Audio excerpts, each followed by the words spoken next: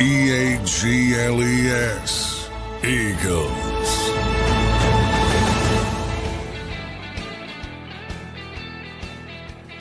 And welcome in, everybody, to a Thursday morning edition of Birds 365 here. 2 weeks and counting from the NFL draft here. Exactly 2 weeks from today, the first round of the NFL draft will take place.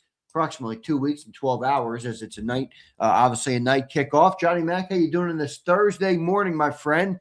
It's so close I can almost taste it, J-Mac. Yeah, it's getting here. Like I said, it's kind of snuck up on me this year. I think because of so much of the drama that we've had to spend our time on. Not as much pre-draft talk as maybe we had thought there would be, but we've still gotten plenty of it in, and that'll ramp up, obviously, as we get closer to the big 3-day event. Boy, I miss the days of 2 days. I miss the Saturday and Sunday days, man. What did it used to be? It used to be what, first three or one round? Yeah, how'd they split first, and then obviously, prime time. You get one round like that. It's just, it's just you're left with nothing after the first round. I hate it being standalone. So, yeah, I'd prefer it, 1, 2, 3, and then day 3 picks. But now that would be day 2 picks, but they got to milk it, John. They got to milk Hey, man, TV rules all, as I always say. That the most important people in sports are not Roger Goodell, Adam Silver. I say it all the time. It's the TV execs who are spending the money because they get what they want. No doubt, J-Mac, no doubt. 14 days out now as we get closer to this thing. It'll be a 3-day event, as we just mentioned. Eagles obviously have 9 picks. And a lot of different ways they could go in this draft. John, obviously the big story yesterday was everything with Diana Rossini and A.J. Brown and Mike Vrabel and all of those things. Just real quick, we'll start there just to wrap it up, John. 1 day later, I guess the rubble is now settling a little bit. How has your thought process, if at all, changed, or what information maybe have you gotten as we are going to close the book on that story?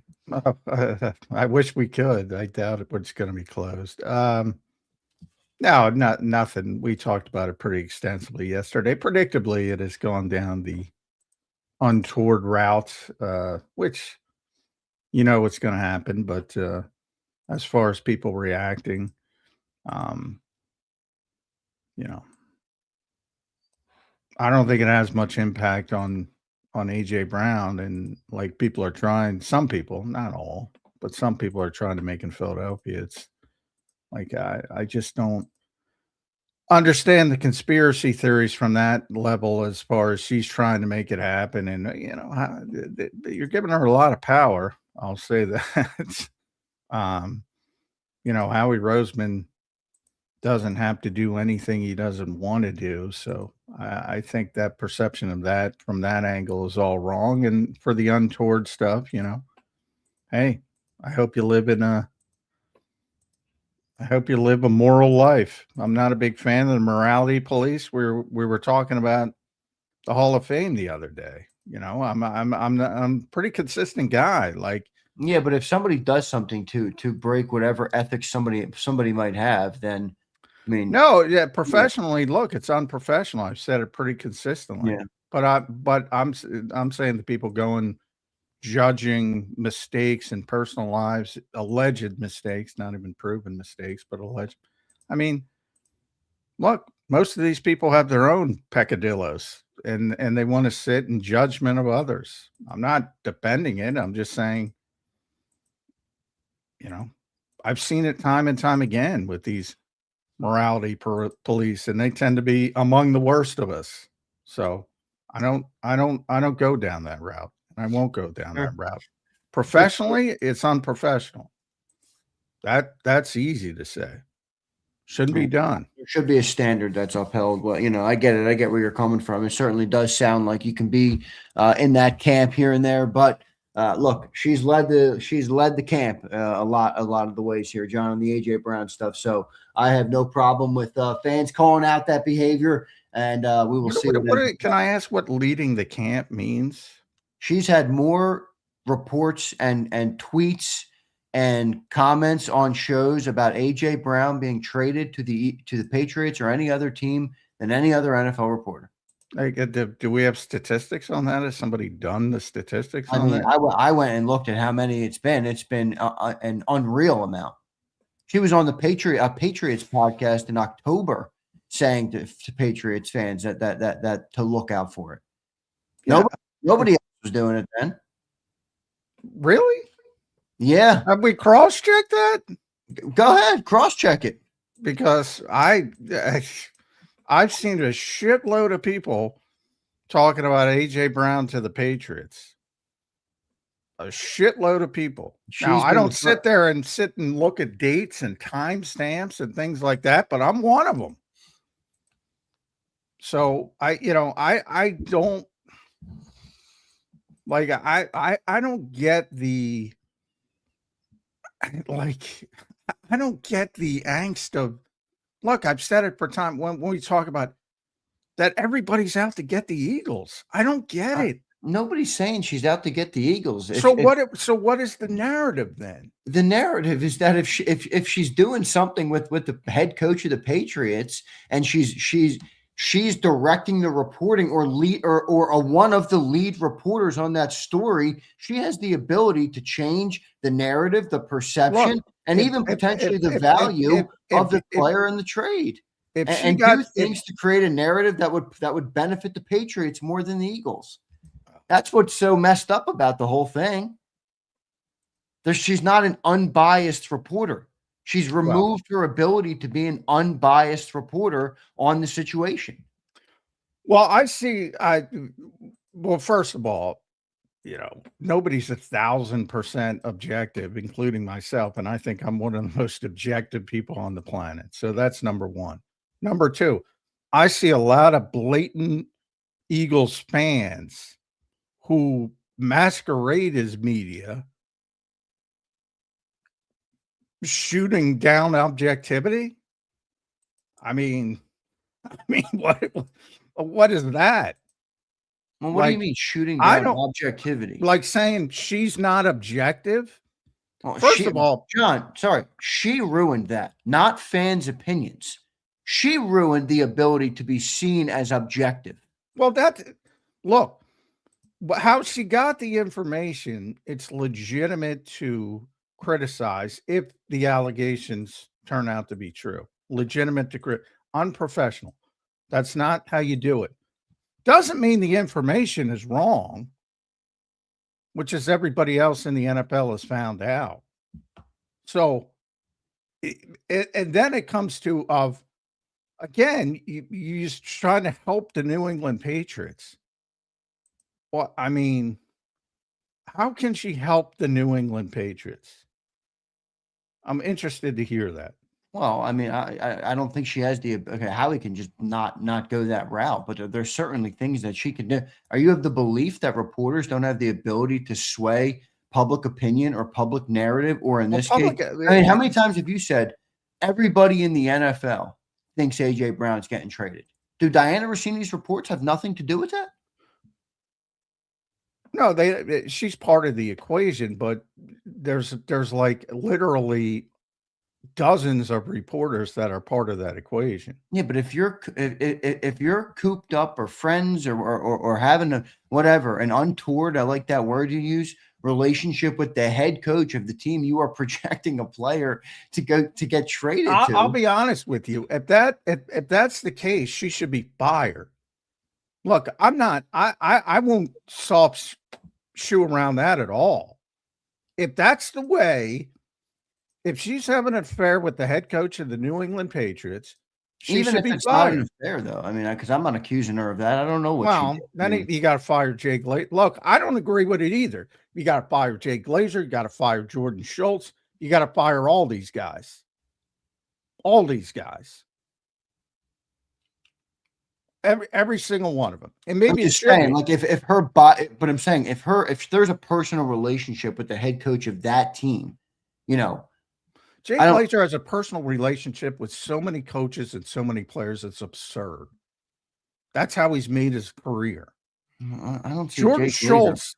as I said, Jordan Schultz uses his standing in life, his father's money, to get in good with NFL players.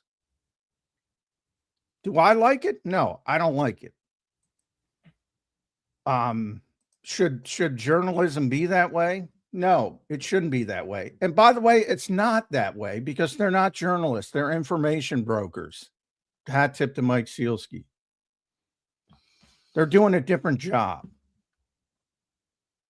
So, look, if you want to hold them up to the standard of journalism, they fail miserably. All of them, not just Diana, all of them. That's how they get their information. It's no secret. They use that. They have the biggest platforms. So, I mean, guys like Glazer and Schultz and Diana go a step further, and Adam as well.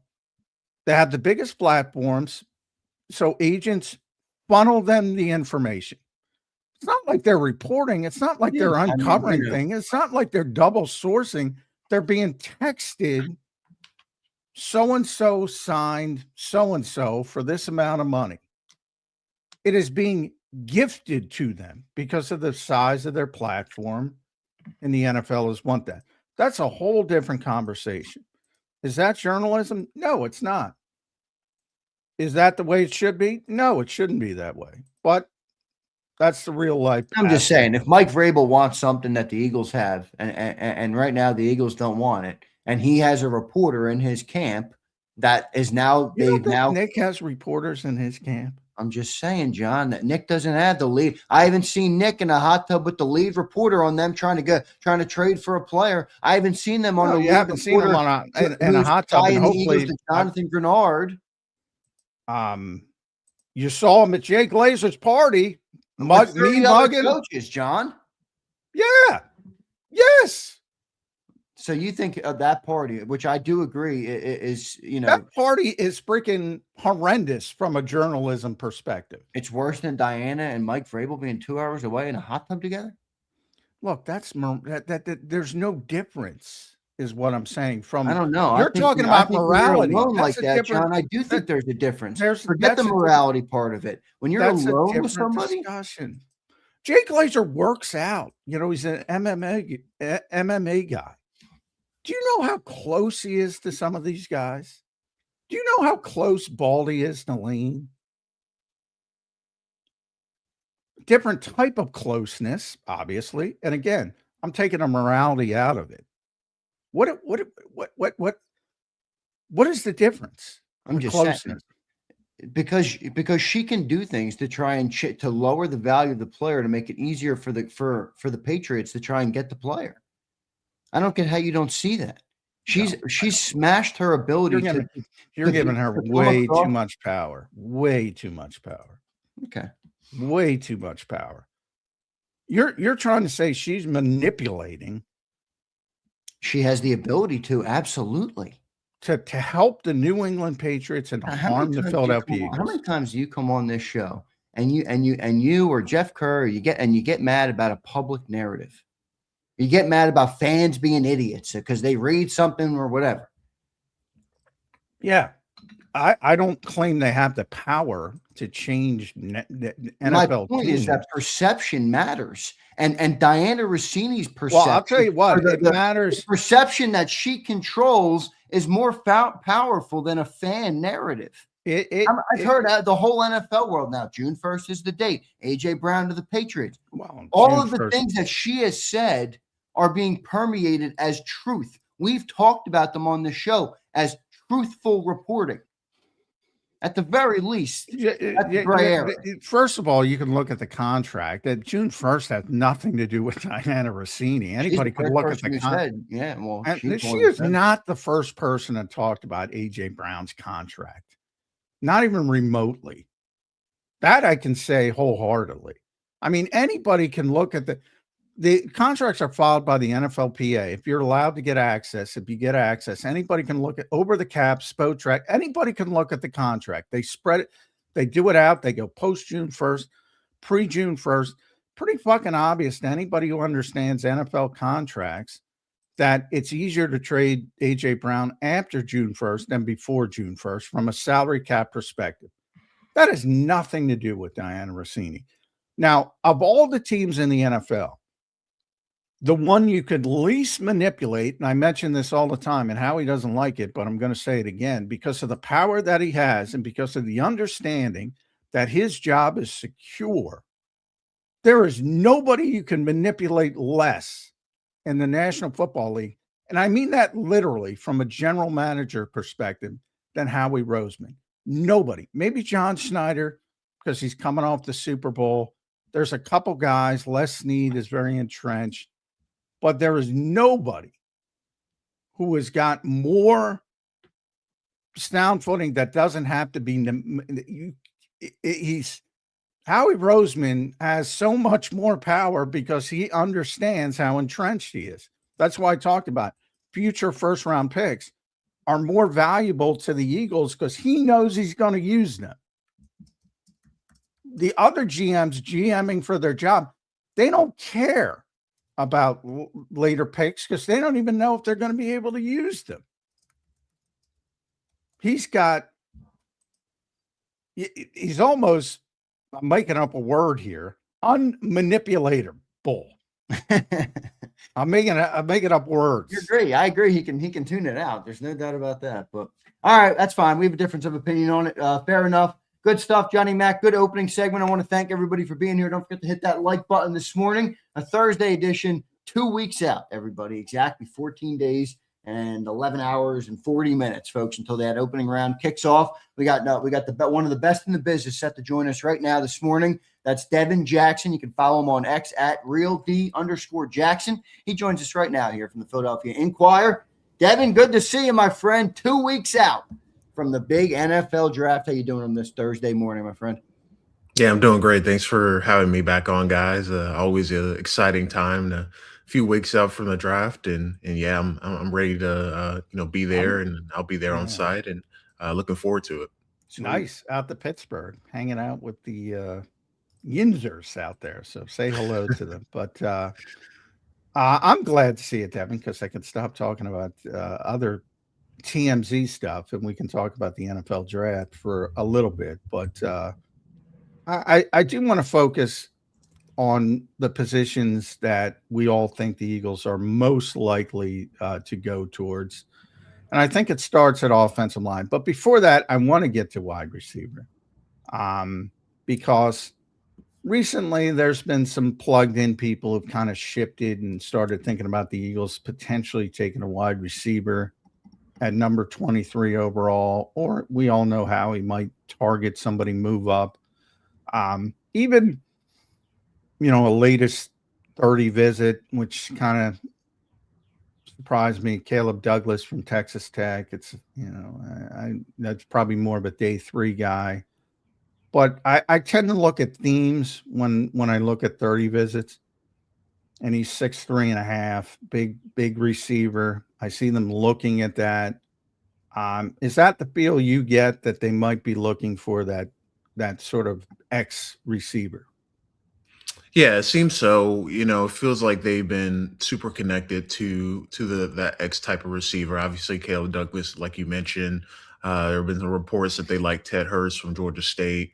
Obviously, Denzel Boston has been mocked to them a couple times this week in various mock drafts. So yeah, it does seem like that they're at least open to the idea, or could be potentially pairing if AJ Brown is indeed traded, that they're trying to get that bigger body receiver to replace him. So yeah, it certainly seems that way, and honestly, they could just be trying to get bigger in general in terms of that role.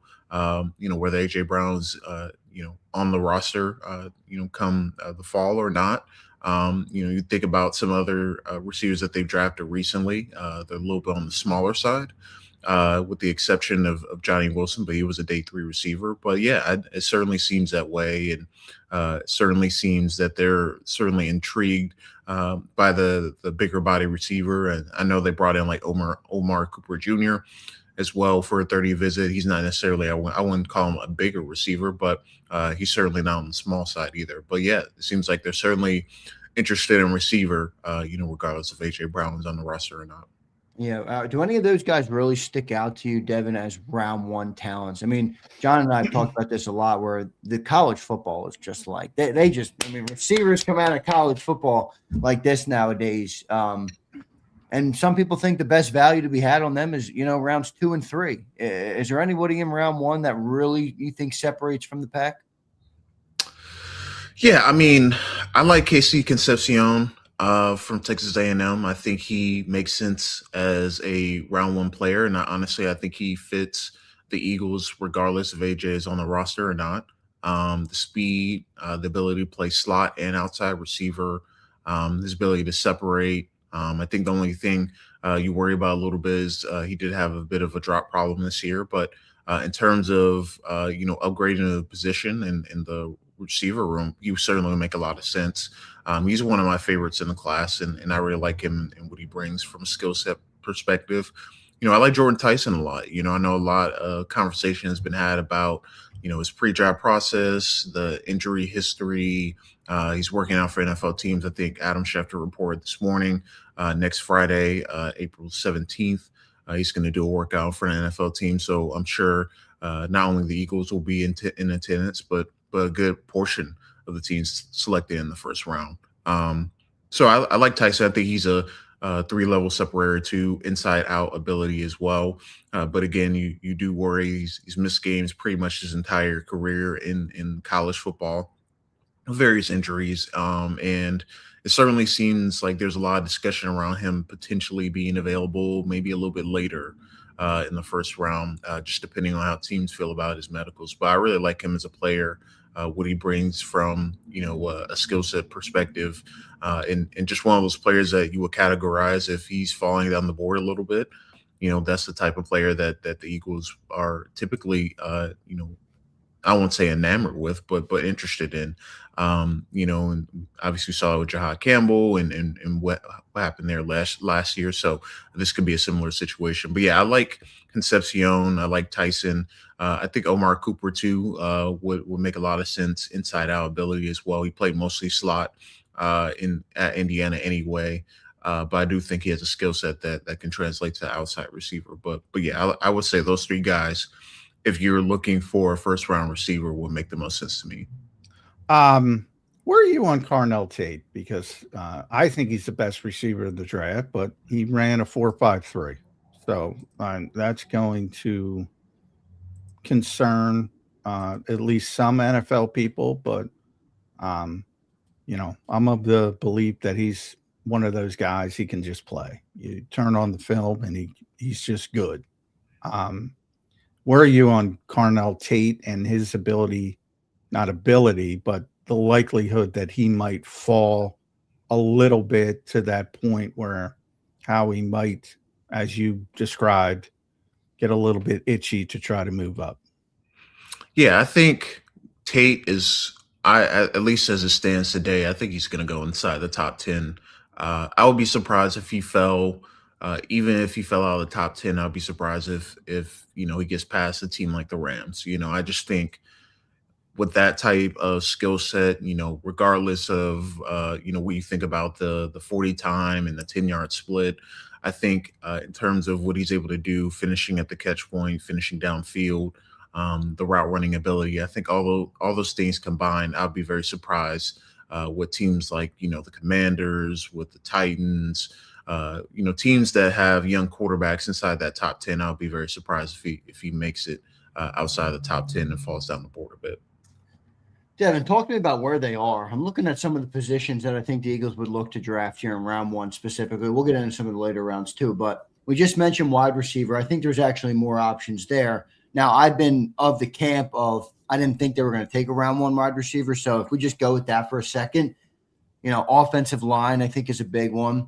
Edge rusher, if they wanted to go defense, that's obviously, a big hole for them. Potentially tight end. I don't think they would do it in round 1, but maybe the thought process is had.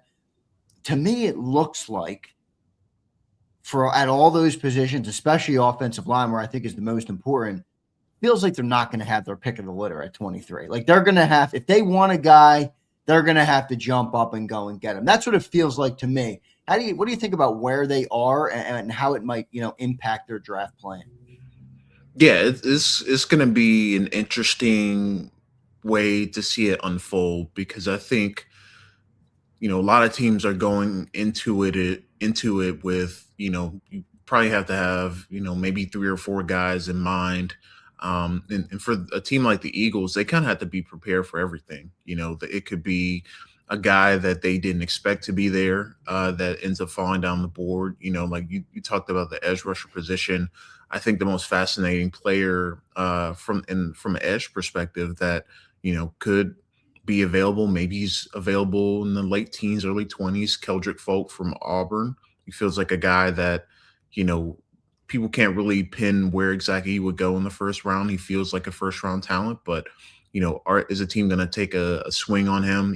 Doesn't necessarily have the pass rushing numbers that typical first round picks go on, but the run defense I think is going to be really valued within the league. And I just wonder where exactly he's going to go in the first round. So when I look at the edge position, I think, after Reuben Bain and David Bailey, who's going to be that next edge off the board, and that could really kind of dictate, who's available there. It seems like TJ Parker as well, the edge from Clemson, is another guy that's starting to get round one buzz again too. And I think those two guys, if you're going the edge rusher route, it could be pick at 23 if they're available and or they're around that pick. But then you go to offensive line. And I think that's probably the most likely position the Eagles would take. But I also think it's probably the most volatile position in the first round because we could get 6 or 7 tackles come off the board, within those first 20, 25 picks. And it could be really an interesting scenario where the Eagles, if there's a tackle, maybe they don't necessarily love on the board when they pick, are they going to look to trade back? Are they going to look to move back a few spots and maybe take someone a little bit down further their board, or are they going to go a different position? But I think offensive tackle, there's probably going to be more guys that they tend to like, and I think it's reflective in their 30 visits. They're really interested in the tackle position, really interested in offensive linemen in general so far in this draft process. So I'd be surprised if it wasn't offensive tackle or edge that they go, but safety is obviously a possibility too. With 3 potential first round safeties going after Caleb Downs, I expect him to go in the top half of the draft. Whether it's in the top 10 or top 15, I certainly expect him to be out the board by then. But Dylan Thieneman, Emmanuel McNeil-Warren, who the Eagles met with at the combine, I think he will make a lot of sense. If the Eagles wanted to go that route, maybe a little bit of a different route than you typically see. And then I think obviously if you're talking tight end, I know you mentioned that position as well. I think it's Kenyon Sadiq or no one else at that position. So I think there are a myriad of ways that this could go. It just really depends on, I think, what happens or what's starting to form in front of them. But if there's a player that the Eagles didn't expect to be in their range, you could certainly see them get aggressive and go up to get them. But at the same time, I think this is a type of draft that everyone's trying to trade down and maybe see who's going to take that player. Maybe that I don't necessarily want, but a team gets desperate for.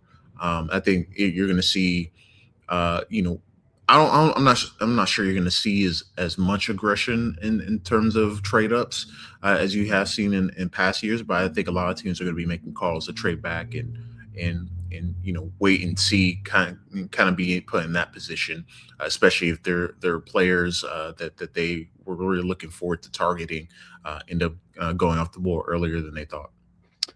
I'm with the offensive line. Caleb Lomu, the other tackle from Utah, was at the Jefferson Health Training Complex yesterday per his Instagram. So let's throw him in the mix on a 30 visit as well.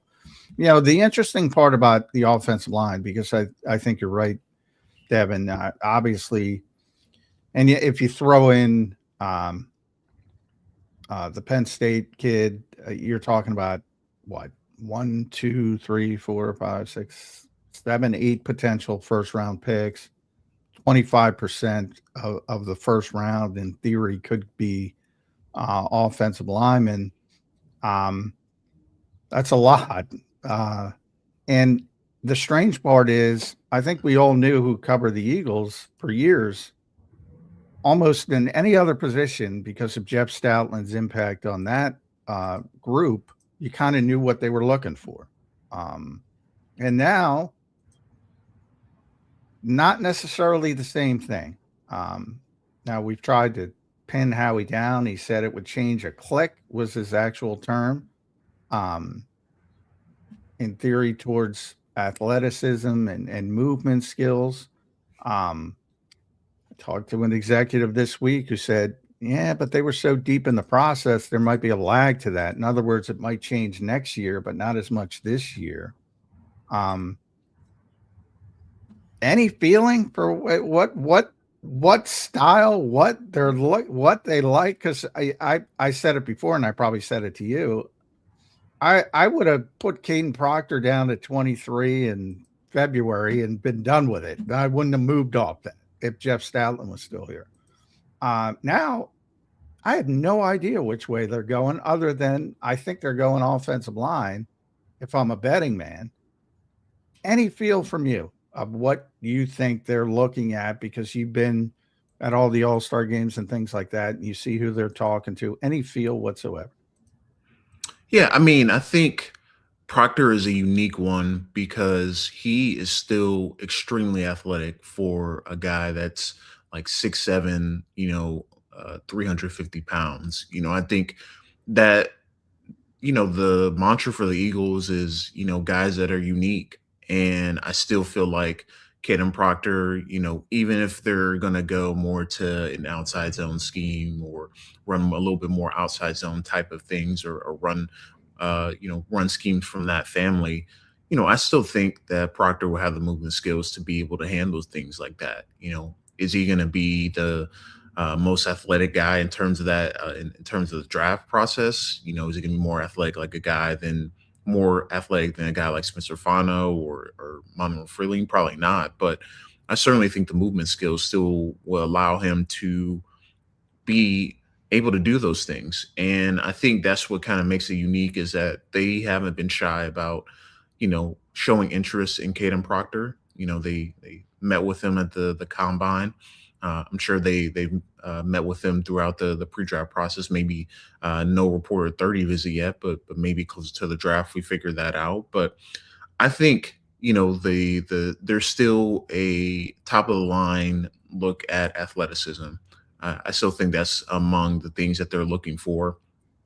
I also think they want a guy that maybe has a little runway still, that still has some room to grow, still has some room to improve their game and continue to fine tune their game. That's why you saw guys like Caleb Lomu and Maxi Honichor, Drew Shelton, guys like that have come in for 30 visits, because I think they want someone that, in 3 to 4 years from now is going to be, closer to what they're hoping to be, versus a guy that is ready right now. Because I just think, if you're going offensive line, I think you're thinking long term, you're thinking down the line, but you also want the skill set that, if they need to play in a pinch, their athleticism allows them to at least, give yourself some runway. You can factor in some help, and with the veterans on the offensive line, they're not necessarily put on an island every single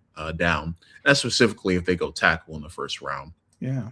Say Where Lane do you Johnson. think, because you mentioned Shelton, where is he? Mhm. Is he a day 2 guy? Is he a potential fall early day 3 guy?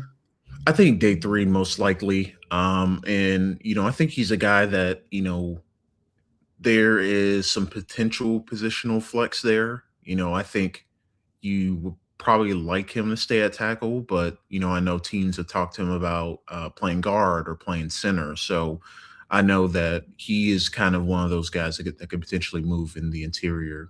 But yeah, I expect him to go on day 3. And there's also Isaiah World from the Oregon kid, who said they looked at a lot of these big, lengthy guys. Maybe later, not first round. You got the Memphis kid. I forget his name. Travis Burke, maybe. Correct me if I'm wrong. Drew Bowery from Boston College is another 30 visits. Boy, they're doing a lot of work on the offensive line. I'll tell you what, if they're not taking an offensive line, they're doing a good job fooling us because they are looking at everybody. And you know, they might, which is interesting to me from the standpoint, Devin, they have so many in-house prospects. I mean, they took day three picks last year, and Cam Williams showed me something at week 18. I get it. It doesn't matter much, but you know, Miles Hinton's still here. In interior, you got Drew Kendall, you got Willie Lampkin, who's going to excite people. Boy, they're really carpet bombing this thing. Markel Bell as well. He's 6'9" from Miami. Does that length tell you anything? Yeah, I mean, I think it kind of shows where their thresholds lie, you know, in terms of like they want guys that, you know, have those long arms, has the athleticism to move in space. You know, I think all those guys are pretty good movers in space that you've mentioned. You know, I think Bowery is interesting because he's played both sides, both tackle spots in his career at Boston College. He played most of his snaps at left tackle, but he also played some right tackle early in his career. So I think from that perspective, that's an interesting, you know, maybe he's a developmental swing guy if you're taking a shot on him. But yeah, I think there is, you know, again, it kind of goes back to the point about the uniqueness, especially a guy like Markel Bell, who, you know, is, you know, kind of built like a basketball player a little bit, like a, you know, kind of a big man in that aspect. And then you watch him play and he moves extremely well as well. Has those long, I think he has the longest arms in this draft class at like 36 and 3/8 inch arms. Yeah. So you should give some of his arm length to Ruben Bain, and Ruben would be yeah. So I think with the guys that they're bringing in, a lot of them are developmental guys. They're not necessarily guys I expect to start on day one or even maybe next year, but maybe down the line you're looking to you know, potentially start them. But yeah, I think it just shows that the Eagles are potentially not satisfied with what they have in the room right now, even though they have, you know, obviously Cam Williams, Miles Hinton, and feel pretty good about the development, but also they know that maybe they might need to speed up that development, you know, with Lane Johnson floating out potential retirement, you know, Landon Dickerson, same thing this offseason. So I think they also recognize, like, while they really like what they have in the building, you know, there's a world that, you know, they might need to have a new right tackle as soon as next year. And they need to be able to get that right because you don't want to be in a situation where you're looking for that guy next offseason and say the tackle class isn't as strong. Then all of a sudden you're kind of stuck. Maybe you have to trade for a veteran. You know, there's a lot of things that you don't want to have to plan for if you're Howie Roseman and trying to trade for a starting level right tackle would certainly not be an ideal situation next offseason. All right. I want to put you on the spot. So say first round, obviously, is the most likely, but say you have to take an edge rusher the way the board falls. And I'm going to give you those three names again. And it's more of a developmental pick later. Drew Shelton, Isaiah World, Jude Bowery, Markel Bell, Travis Burke. Devin Jackson's mind, who is the most natural right tackle of that group? I mean, Travis Burke, because he played right tackle the last couple of years. He's another guy that has played both sides of the line. If you're looking specifically for right tackle, I think it's Travis Burke. But if you're talking about the guy that I think would most fit, I'd probably say Markel Bell. I really like Bell's game. I really like his pass protection ability, how big he is, how he can move guys off the ball. So I think it really becomes a question of if you don't want a guy having to learn a new position. Burke is only a guy of that group. Outside Bowery, who played it early in his career, but it's a more natural left tackle. I think Burke is the answer if you want specifically a right tackle. But I think the best player of that grouping is Markel Bell. Devin, they got 9 picks overall, 4 of them in the top 100. Where do you think the best value range is for the Eagles this year? Yeah, third round. I think that is those 2 third-round picks I think are going to be critical because not only do you have those 2 third-round picks, you can package them and move up if you want to. Say there's a guy that you really like in the second round after they make that pick at 54, you could double up and make 2 picks in the second round, or you can get early in the third round. And I also think that's a great round or a great range to start looking at tight end if they don't go Kenyon Sadiq. I think that's kind of more the round where you want to address like positions like tight end, safety.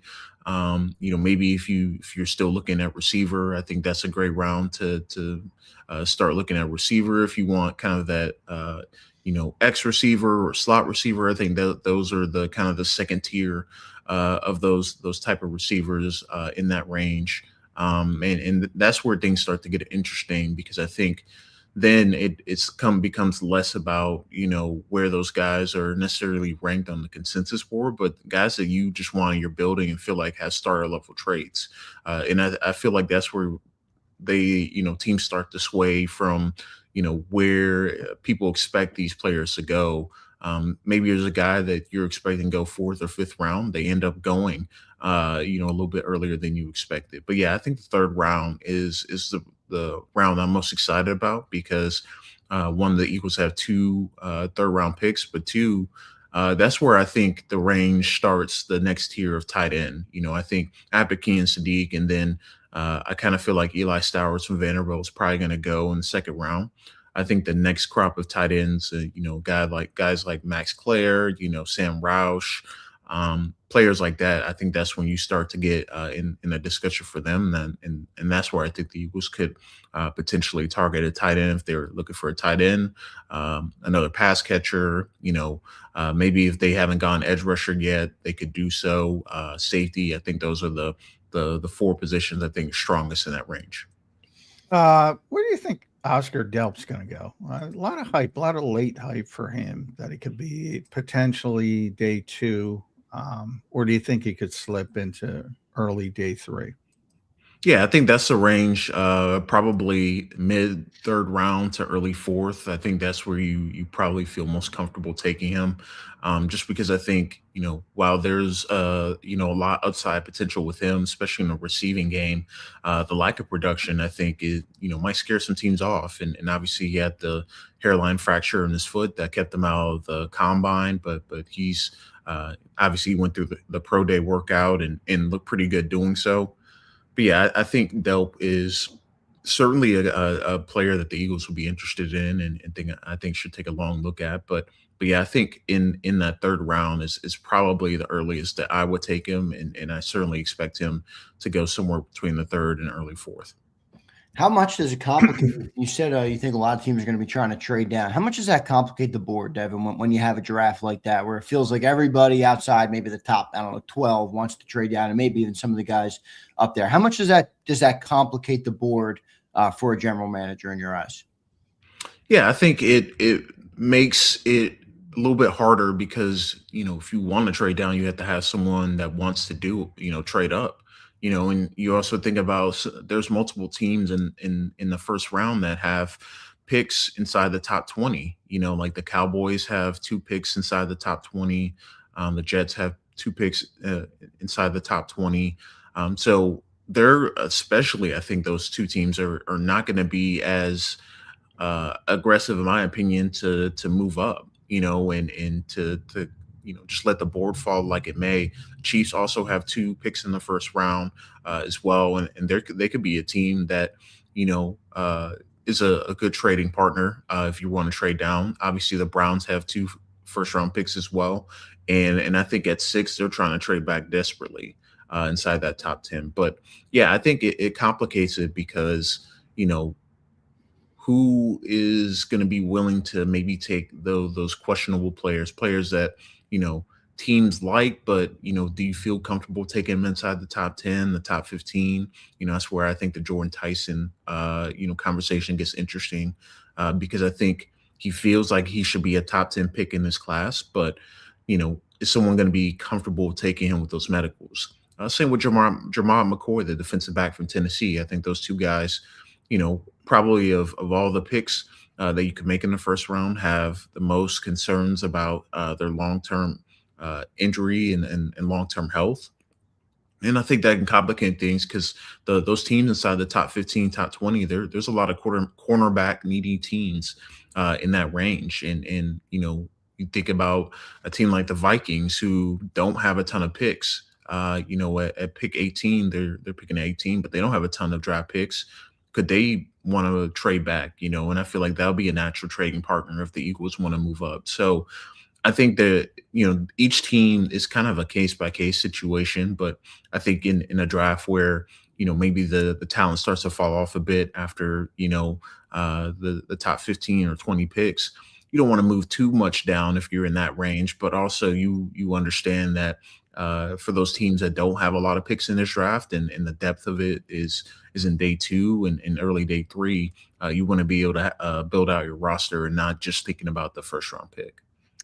At @RealD_Jackson, make sure you follow Devin on the X platform. Does a tremendous job covering the NFL draft for the Inquirer. He'll be out in Pittsburgh for the festivities. Inquirer.com, you can read all his position previews. They're putting them up, and those are tremendous. We're checking those out, Devin. One player that interests me for a couple reasons. One, we talked a little bit about safety. I don't think the Eagles are going to go first round, potential 3 first round safeties. I don't even know if this player is a safety because he's played cornerback as well.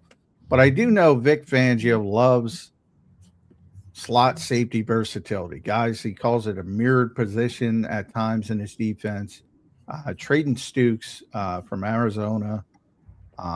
Some people have him as a cornerback. Some people have him as a safety. I think the Eagles are evaluating him as a safety. That's just my own personal speculation. Where do you have him, and what do you think of him as a player? Yeah, I love Traden Stukes. I remember I was, going through kind of watching Senior Bowl prospects, and this was like early January, and I was surprised that he wasn't getting talked about more at that point. It was kind of surprising. He had the ball skills. He played a lot of nickel, obviously, at Arizona, but he played man coverage. Showed some deep range ability. He's going up and getting the football. He's locking guys down from the slot. Felt like I was kind of watching like a little bit of a bigger version of Drew Makuba, from when I was watching him at Texas. It just felt like he was always in the play, making plays, especially on the ball. And I think even compared to Makuba, the ball skills were even more apparent with Stukes. Obviously, look in his background in Traden Stukes, he's a former walk-on. A player that came in and really earned his spot. Playing nickel, playing safety, and obviously has a lot more snaps at nickel in his career than playing the true safety position. But he's a really good player, and I certainly see why the Eagles are interested in him. He's the ability to defend. He tackles in space well. Obviously, he had a torn ACL in 2024 that limited him to, I think, 3 or 4 games. So there's a little bit of concern there. I think he's been flagged medically. But I think, if he's, if all checks out and the Eagles did get him in the building, I do view him as a safety as well, because I just think those skills are translatable. And I think he's a guy that can play up at the line of scrimmage, can play back a little bit too, and make plays at all levels of the field.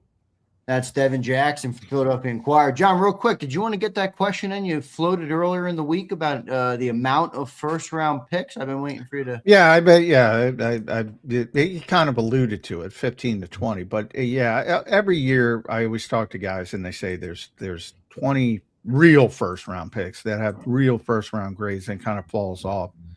A little bit less this year, or is it the same? Where are you when that aspect of it goes? I think you kind of said 15 to 20, but is that where you are? Yeah, I think about 18 or so, probably. I think that's about where I would say is kind of the cutoff for me. Because then I think after that, those guys that, are like 19, 20, 21, I think they're probably closer to later first round or at least second round. I just really think it depends on the team. But yeah, I think there's about 17 or 18 guys that I feel comfortable saying, like, hey, these are first round picks in most draft classes. And that's kind of how I look at it. If they were dropped into last year's class, if they were dropped into next year's class, would they still be first rounders? I think so. So I think around 18 or so. Good stuff, Devin. We appreciate you joining in today, man. Make sure you guys read all his work at Philadelphia Inquirer. Follow him on X right now at @RealD_Jackson. Devin, thanks for doing it today, man. 2 weeks out from the NFL draft. I'm sure we'll talk to you right when that sucker ends, and we will get your thoughts on what the Eagles get in the draft this year. Thank you for doing it today, my friend. Absolutely. Thanks so much, guys. Thanks, bud. There's Devin Jackson joining us right here on Birds 365. Good segment there, Johnny Mac. Good draft talk as we get closer to that NFL draft. Is the draft boring this year? Is it what is the deal, John, with the draft this year in your eyes? I know you said we've been talking about other stuff, but I was listening. I was talking to a Cowboy guy, one of my Cowboy buddies, who said the same thing. It doesn't feel as good. Well, the quarterbacks stink. I think that's quarterback. Yeah, that's driven. probably it. Right? But no, I think it. Look, I think the NFL draft is always exciting. I in a lot of ways, I think the NFL draft is the most exciting part of the year for the majority of NFL fans because it involves everybody. Like, you kind of know if you have a bad team, you stink. You're not going to be a real contender. But there's that hope that you're provided the draft day, and everybody's involved, all 32 teams. So I think it's always a big part, and it gets exciting. But when you don't have a lot of quarterbacks, I mean, it's a quarterback-driven league. It's a skill position-driven league. People are bored by offensive linemen, even though that's probably the best way to go. Do you think they'll even take a day 3 quarterback this year? I think there's a chance. I mean, day 3, there's plenty of guys. There's a chance for anything, but I don't know. It just feels like it. Well, I think there's plenty of upside guys on day 3, like Drew Aller. I mean, I take a shot on that kid on day 3. I'm not going near him day 2. I take a shot on maybe Nussmeier. I don't think he'll fall to.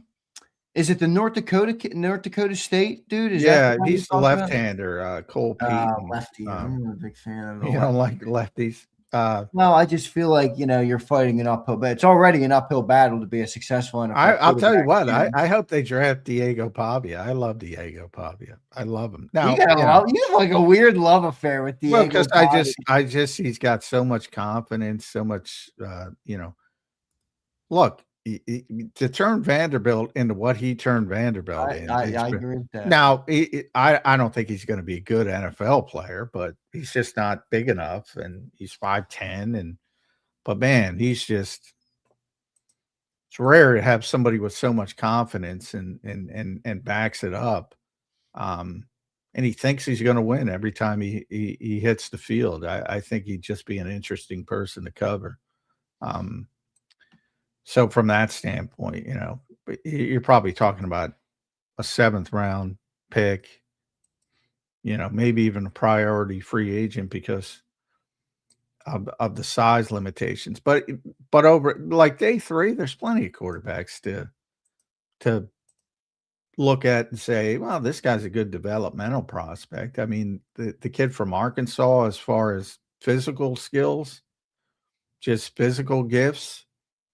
If you could teach him how to play, Taylon Green, I mean, I'd take him. But yeah, I'm not going near a quarterback on day 1 or day 2. I've seen a couple probably clickbait merchants, to be honest, talk about the Eagles drafting Ty Simpson in the first round. They're a smart organization. They're not doing that. I do think there is some late hype on that play. I'm not saying the Eagles are interested, but Well, no, I think he's going to go in the first round. Right to the draft process. That that's built in when there's not a lot of quarterback hype. Somebody's going to get a little bit of hype, late. I think he's going to ultimately go in the first round because it's a quarterback desperate league. You do think he'll fit in the first round? Yeah, I think the Jets might take him at 16 or wherever they are. Yeah, I could see it. But that's it. Nussmeier, yeah, I know the Eagles but I don't. I see them in kind of no man's land to get him. He'll probably get pushed up the board a little bit. And then anybody else, Klubnik, Beck, Aller, I'm waiting to day 3. And they might take some of those. And, I don't know who they like, but if they like somebody, yeah, they'll take a quarterback on day 3. We'll see what they end up doing in there. John, I saw something yesterday. Was this fake news? I saw something yesterday that was like, there's going to be a lot of trades this year or something in the NFL draft. Did I see that? That was right? Jordan Schultz. That was Jordan Schultz. I mean, it's not fake. That's just his. I don't think it's real either. It's just his speculation. Okay. But he obviously talks to a lot of people. As I said, he knows a lot of people.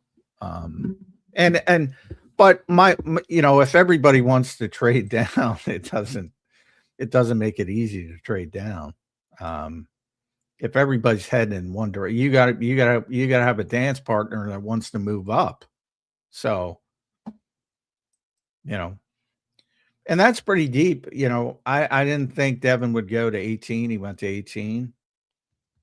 But of course, when you start at 23, that means you're not getting, unless somebody slips through the cracks, you're not getting the so-called real first round pick. So you got to move up. But that's assuming there's going to be teams. No. I think one misunderstanding, like no 2 draft boards are alike, which should be obvious to most people, but a lot of them are vastly different. Like I think fans would be surprised how different they are from team to team, because different teams have different needs and are focused on different things. And while you can say all you want about best player available, it's really best player available at a position of need in each individual city. So you have different needs, and teams look at players differently and how they project. Offensive line, perfect indication. Like the Eagles evaluated differently because they played a different style. Now they're going to more of a wide zone, more of a stretch scheme that whatever, how many teams copy Kyle Shanahan, more teams use that philosophy than the Eagles' philosophy.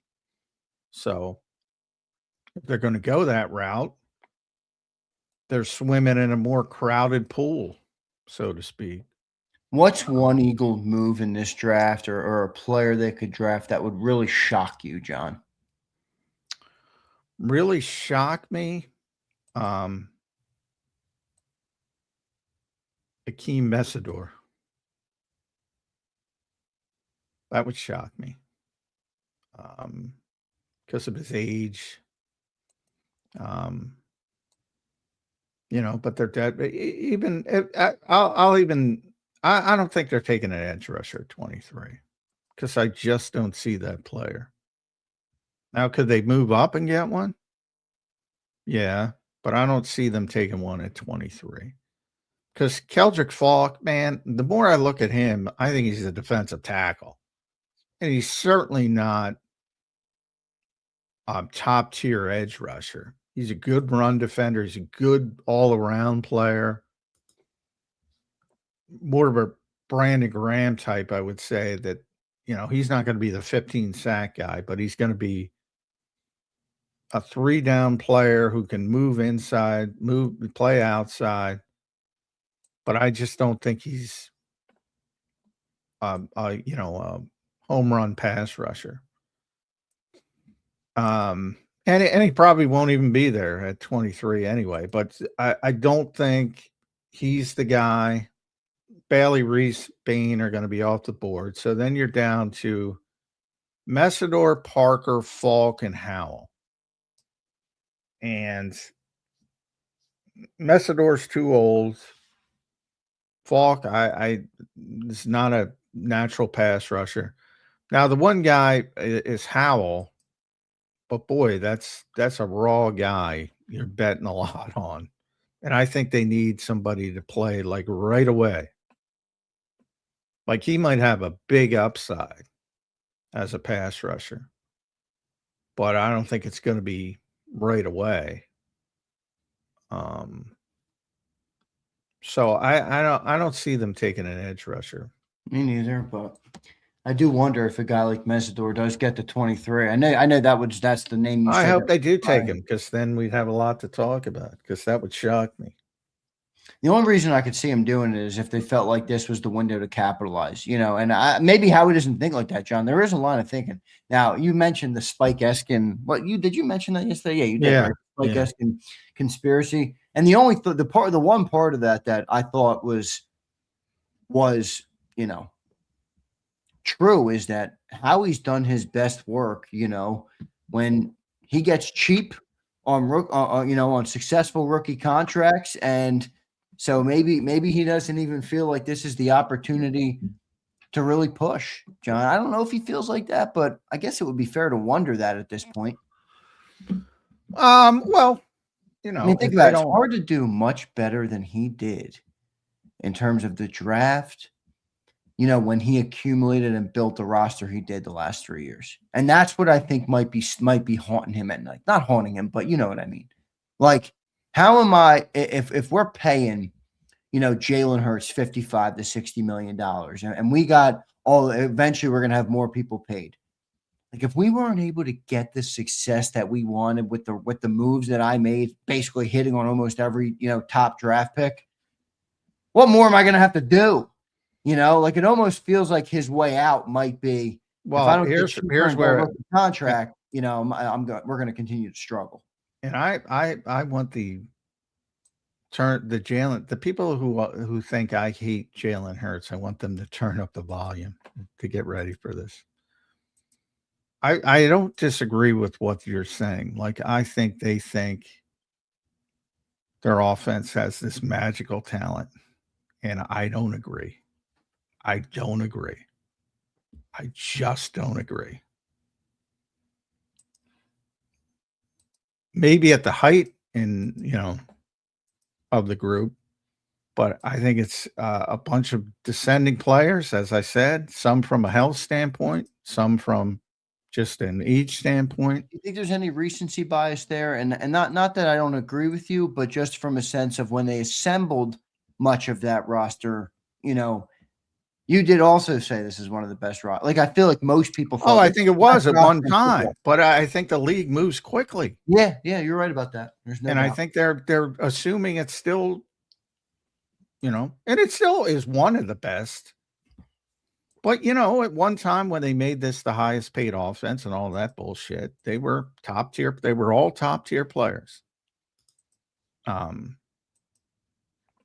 They weren't last year. And again, there's different reasons for each, but they weren't on the field. They weren't. And I think the quarterback's getting way too much shit for that. So that's the part where I wanted them to raise the volume. Look, I've been very upfront. Look, he is what he is, and he isn't what he isn't. And what he is pretty damn good if you tap into what he does well. And first and foremost, like, he's got to come to the conclusion that, hey, the running game's got to be a part of my skill set, or I'm not the same player. So that's number one. That's on Jalen Hurts. And if he's not willing to do that, you got to start thinking about moving on. But trying to turn him into something he's not, I don't understand. I've said that from day one. Don't understand it. It's okay if you want to go from 4 snaps under center to 6 or 7 and try to improve.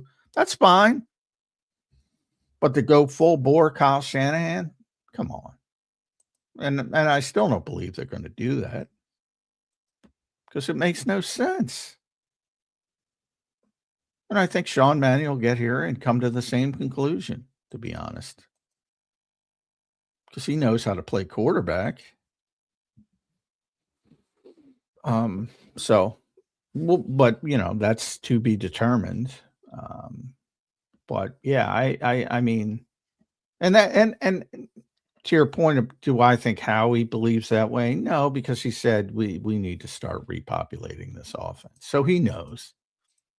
And he knows that there's a good chance that a bunch of players here won't be here next year, whether it's through retirement or guys leaving. Now, I'm not going to say Dallas isn't going to be here because we say that every year and he comes back every year. But even so, he's one of the descending players. If Lane retires, if Landon retires because of health issue, if AJ's gone, if Saquon doesn't have a good year, he could be gone. He knows he needs to repopulate the offense, and he said that. You don't have to listen to me. He said that on the record when he talked to us before the combine. So I think he's aware that he needs to start. I mean, it's been 4 years when they've drafted defense, haven't taken a first-round pick on our offensive player. Only premium picks are Cam Jurgens and Tyler Steen. Haven't taken a premium. There's not many places, John, that this roster is getting cheaper, even if you turn it over, because just the amount of contracts you have coming on defense. Well, yeah, I mean it ships. But why? So what happened when I had all the contracts on the offense? You had a bunch of young players they hit on in the draft. Now it's got to flip because they got to pay those guys, and now you got to draft a bunch of young, cost-effective talent on offense, and you got to hit on them. It's not easy, but that's what's going to have to happen over the next 2-3 years.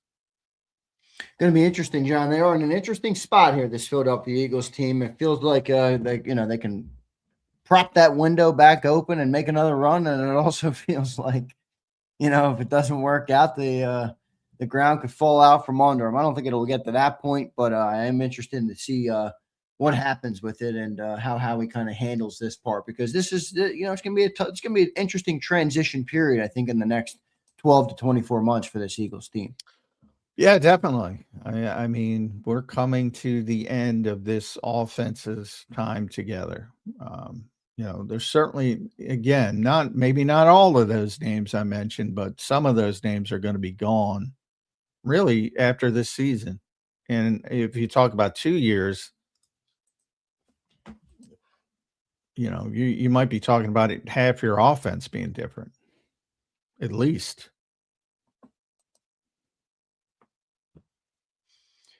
Well, we'll see what the Eagles end up doing there. It's going to be interesting to see. I want to thank everybody for being here this morning. I want to give a shout out to Devin Jackson for joining the show. We appreciate Devin for doing it. Today we got one super chat we will get to. Here's Brian Forverts Pumper. Not to be confused with the Four Verts. Four Verts, baby. That's the new nickname. Oh, Matty, it's bringing 4 Verts to Philly. Yeah. 4 Verts hurts, John. That's what they're calling Jalen now. 4 Verts hurts. I don't know what you think of that. He likes 4 Verts. That's true. Yeah, but you don't want to run it in the red zone. I think he knows that. You don't want to run it in the red zone against quarters coverage, but you can run it in the red zone. Like I said, nobody's had more success than Green Bay. They did it a shitload in the red zone. Yeah, maybe. All right. Here is Brian Pump. He says, are the Eagles pursuing tampering with New England, texting player and now lowering price via mistress? We're going to need an extra 3rd round pick. You feel me, J-Mac? No, come on. You don't understand. The tampering is when an organization is doing something untoward, negotiating with a player, things like that. And it's very difficult to prove because, Mike Vrabel's been very upfront. He keeps in contact with AJ Brown all the time and has for years since they were in Tennessee together. So people are allowed to be friends outside the scope of football. So it's a very difficult thing to prove. It would have to be Patriots driven. I realize again that everybody thinks the world is against the Eagles. I do not. I don't think the world's against the Eagles. I don't think it's. I meant the fan base. I don't think there's going to be any tampering charges here. Plus, I think the Eagles are looking to move him. You think it helped? You think in a weird way it might help Howie?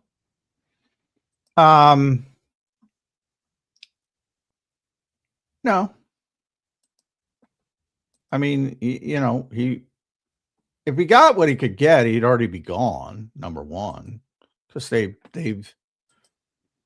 he's set up the cap so he can do it. He can take it on now and take the big hit whenever. The reason he did that was to get the flexibility of making the move whenever, so if he got what he wanted, he'd already be gone. So to me, it all comes down to Howie's stubbornness and how far he wants to take it. Because I do think, as we discussed a little bit with Mike yesterday, Mike Gill, I do think this is the fine. I think any potential get back for AJ Brown is only going to move down the longer you go because of his age and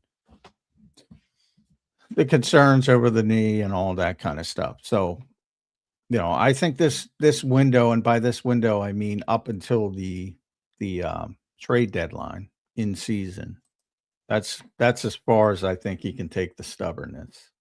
That's just my opinion. Yeah, if he decides to move, and we will see, what ends up happening with it, obviously, and a big change in the saga. I don't know what's going on with my camera today. The thing keeps moving around. I mean, what is it doing? It's like auto focusing or recap. I'm like, what are you doing? It's driving me nuggets right now, but I can't adjust it till after the show. So I apologize if it's driving you nuggets if you're listening to the program and you're watching. Sorry about that. We will keep rolling on here, Johnny Mac. Late in the draft process now, 2 weeks out, and it will be interesting to see where the Eagles go, especially in round one.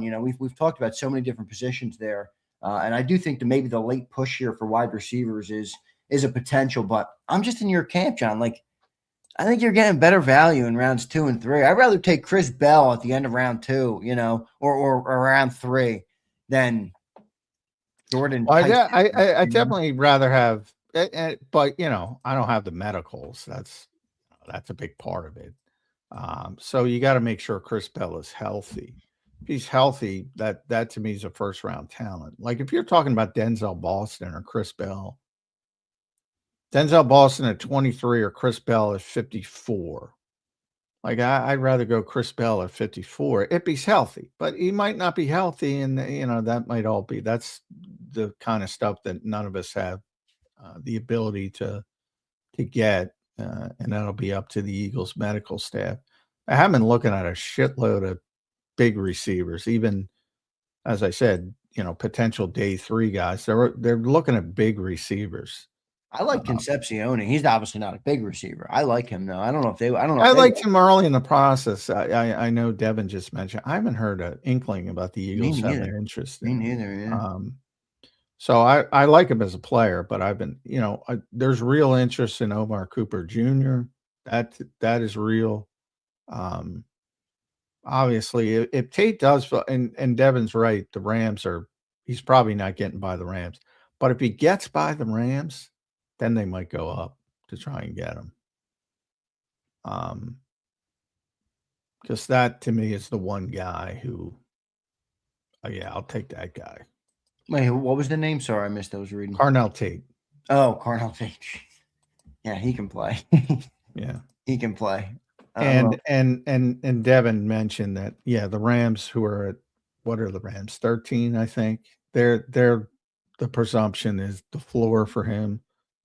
But if he gets by the Rams, who obviously are looking for a receiver because their receivers off the reservation, and Devontae Adams is getting old, and they're trying to trade for AJ Brown, so he probably would go there. But you never know with this league, and if he falls past that spot, I could see Howie trying to get up and do everything possible. That would be interesting. That would be big. Do you think that would guarantee AJ would be traded? Or do you think it would? Yeah, I think that would be a pretty clear indication. Yeah. Do you think there's any merit to my thought on like how the Bucks drafted Emeka Egbuka and kind of Well, yeah, because better I off think ramp, I think they're drafting wide receiver, even if AJ's here, or just not in the first one. They're not gonna. But I think they're so. I think if they don't get a receiver in the first round, I think they're going to get one on day 2. So, and obviously that's a different level, to your Egbuka comment, that's a high level pick. So if you're talking high level, well, I'm thinking like Carnell, on the heels of what you just said. yeah. Well, no, if they go up and get Carnell, that's clear indication to me that AJ's out. But I do think they're going to draft a receiver no matter what, pretty high. And it's probably going to be offensive tackle 23 and wide receiver 54. It's probably what it's going to be. Yeah, we'll see. I think Carnell Tate's a hell of a player. Could be a great pick. I don't think he falls though, John. I don't think he falls. No, I don't think he falls either. Yeah. But look, crazier things have happened. He ran a 4.53, and some teams are slaves to. Oh, he ran a 4.5. Yeah, you would think that they're not in combine speed's different than game. Who's the famous receiver, John? One of the best of all time who ran awful at the combine. Was it Jerry Rice? Jerry Rice. Yeah. Well, a bunch of them. Chris Carter didn't run. I got to cover Chris Carter. He didn't. Now he had some issues, which he was in the supplemental draft, but he got picked in the 3rd round of the supplemental draft because he couldn't run. It's like game speed though versus combine speed. Jerry Rice. I mean, that's become a legend. Like he ran a 4.7. He didn't run a 4.7, but it wasn't as public back then. But he didn't run well. Probably 4.5-ish, somewhere like that. But yeah, he looked pretty good on the field. How do you feel about Blake Miller? That was the name you really hit on early in the process. I'm starting to deviate from Blake Miller. But I don't know. Like I said, I'll read you. I was talking to a former Eagles scouting executive who is still pretty plugged in with how the organization works. I'm trying to pull it up, but it's such and what it's the question I asked Devin basically about Jeff Stoutland, which is no position coach had more impact on how the Eagles drafted at their particular position than Jeff Stoutland, which is understandably so. And Howie talked about it when we talked to him last in February about how much his critical factors, as he says, had an impact on him and has an impact on him. And now they're going to a different scheme, and you need different styles of players. So, basically, nobody knows what they're going to do because typically you kind of have a better feel for offensive line than anywhere else because if you cover this team and we've talked to Stout enough, we know what he looks for in offensive line. Now we don't know. I assume now this guy told me he assumes it's going to be very similar because they were too late in the process. Remember, the draft is year round for the scouting department. Yeah, right. So the entire time they're doing the work, it's all based on Stoutland stuff, and Chris Cooper doesn't have enough cachet anyway. But they still do the work, obviously, on the other players, so they could, they could shift. Yeah, sure. So it's kind of hard, but yeah, I'm deviating more back to Proctor than I am Blake Miller. Caleb Lomu, though, There's a bunch of guys they could go, but I don't think they're going to go Blake Miller. Is Fano going to drop? I still think they could take the Penn State kid if he did, and I don't think he's going to drop. Freeling, I don't think is going to be in their purview. So right now I'm talking about Lomu and Proctor. I think those are the two guys that are going to be the options. Who do you want? Is that the latest update on the top 30s? Just that? Yeah. name? Yeah. Well, in the Texas Tech receiver, but he's more of a day 3 guy. And big guy too. It's more of a theme thing with him. So they're looking at a lot of big receivers. Which I don't want to speak for you. You don't love, right? Well, it depends on the type. I mean, like Malachi Fields is a player everybody likes. He's going to be a 2nd or 3rd round pick probably. And I'm like, I don't want any part of that guy. He's just a contested catch guy, which is great, but I want guys who can separate. There's big receivers that can separate, but if I see that word contested catch and that's their strength, I don't like that player. And that's why Chris Bell's a big receiver, but he's very athletic.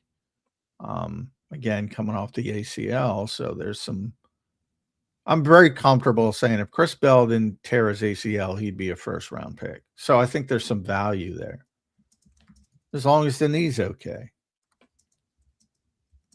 But I don't have any ability to get the medical information. But if you're talking about Denzel Boston or at 23 or Chris Bell, and Chris Bell's clears your medical staff, I'm taking Chris Bell. It's better value to me. Yeah, I agree.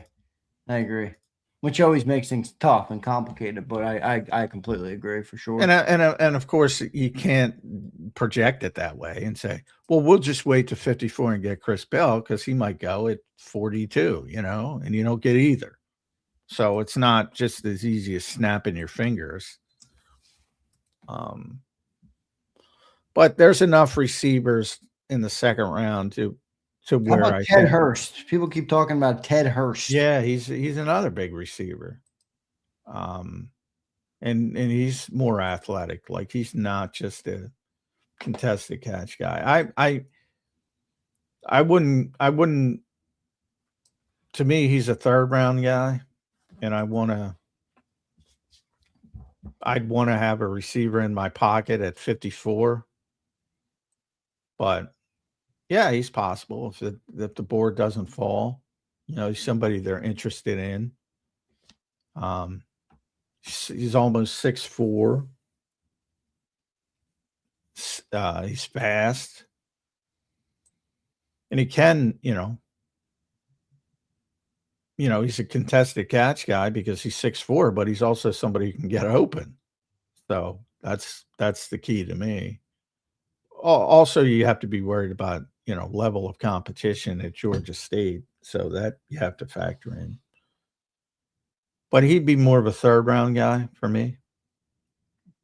But he's talented. And that's what I mean. You can get talented guys at receiver later. So true, man. You can just find talent all over the place. Now we got, Ted Hurst, Georgia State. Yeah.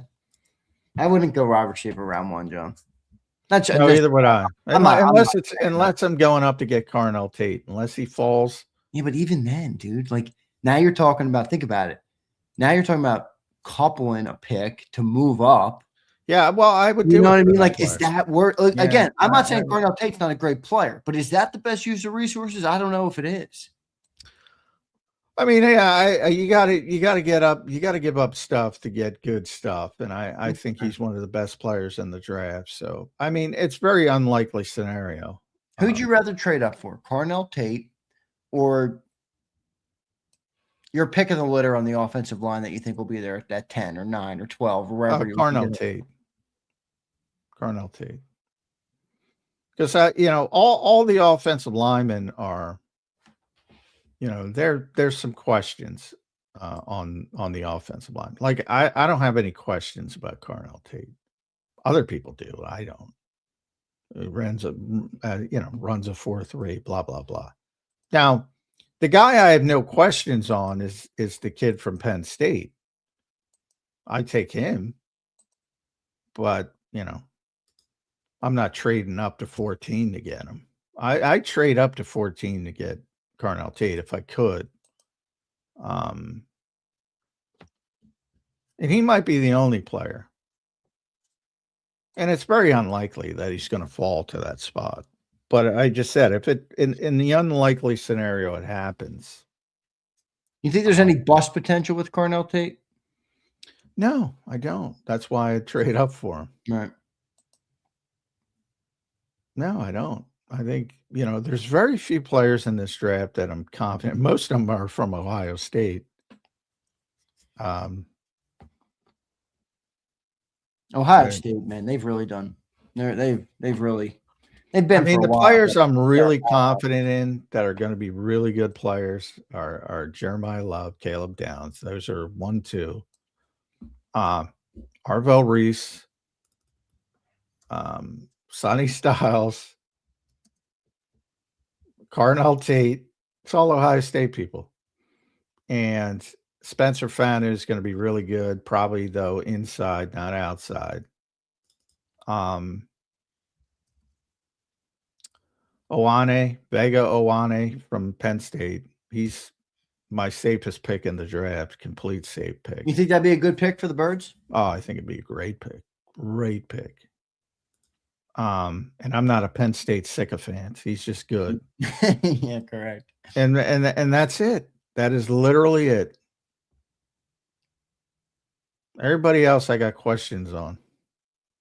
Oh, there's going to be a lot of good players, but even Bailey, I don't put Bailey in that. I didn't miss Bailey.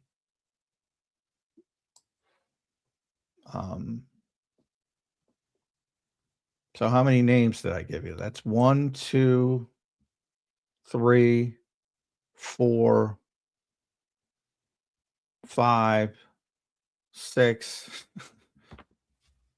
7 guys that I think are no doubt about it big time players. And 4 of them are from Ohio. Where do you think they draft a tight end? Day 3. Ooh, late. Okay. Because I think there's so many good tight ends. Yeah, I agree with that point. I mean, we've talked about him. Like the best case scenario for me is if Oscar Delp falls, then I think that's a starting tight end in the NFL. And you have a year to work. It doesn't have to be immediate because you still have Dallas Goedert. So if the Eagles have 114 and 137, there's a reset in the 4th round. There's always that reset after day 1 and day 2, and there's always a good chance that people are trading up to the top of the 4th round when they see who's left on the board. They might have to go up and get him.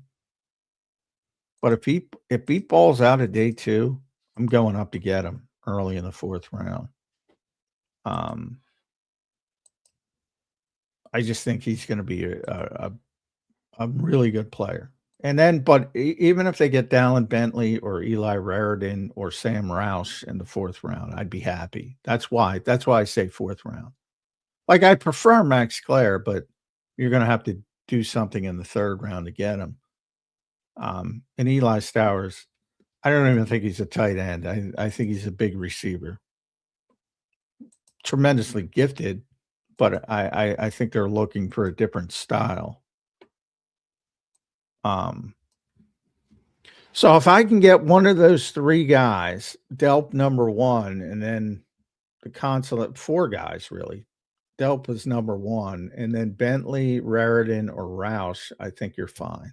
And I think one of them will be there in the 4th round. Probably not Delp, unfortunately. A lot of late hype on him. Yeah, we talked about him with Devin. I like Delp. I'm good with Delp. A lot of options, man. There's a lot of options at all these things. I'm still in the camp, John. I'm sorry, I got to do it, man. Offensive line to me. I mean, I just feel like you do not want to let Lane Johnson retire, and your plan is all right. Well, we got to address it this offseason. Well, they're taking an offensive lineman. You know, it might, but I No, mentioned but I that want yesterday. I want a certified starter. You know, remember when Jason Kelsey retired, they had Cam Jurgens. You know, even Yeah. on the other side of the ball, when Fletcher Cox retired, we were up. You know, it was a big loss, but Jordan Davis, Jalen Carter, right there, ready to go. You know, Lane Johnson's going to walk away, and you're going to be like, "Well, we just lost a Hall of Famer." But you know, I'm saying so. The most likely players who are going to be available are Lomu or Miller. I'd love to go up and get Freeland, but I don't know. Would Yeah, Freeland I be a don't right think. tackle? Well, I mean, he's so athletic. Yeah, you Most would teams think, would but project him as a left tackle. But yeah, I mean, he could. Lane Johnson was projected as a left tackle. He spent his whole career because he was so good at it, they didn't move him. So, um, if you you know, most likely, if you can play left tackle, you can play right tackle, unless you're Andre Dillard. But most people aren't going to have those issues. So it's not about that positional. You know, it's not about. You know, maybe day 3, that's what I asked Devin, like, they're looking at a shitload of tackles, and not all of them are first-round picks, and they've looked at a lot of potential day 2 or day 3 guys. Like I said, Drew Shelton, Isaiah World, Jude Bowery, Markel Bell, Travis Burke. I asked Devin which one of those is the best projected right tackle. He said Burke, who's a more natural right tackle. You know, you might go about it that way. But what I said I think it was yesterday's show. I'm like, all right, you know, if it's Lomu or Miller versus Denzel Boston and Caleb Kiernan in the second round, is that, I don't know. You got to think about that. I should have brought up Max too. How did I say Ian Acre? How did Iron Acre, go with Ian that. Acre? Until Ian we Acre. learn. I should have brought up. So Lomu, Miller, Ian Acre. Those are the 3. Like he's way too raw for me to take at 23, Ian Acre. Yeah, I'm with you on that. But a lot of hype that a lot of the draft people seem to think that's the way the Eagles are going.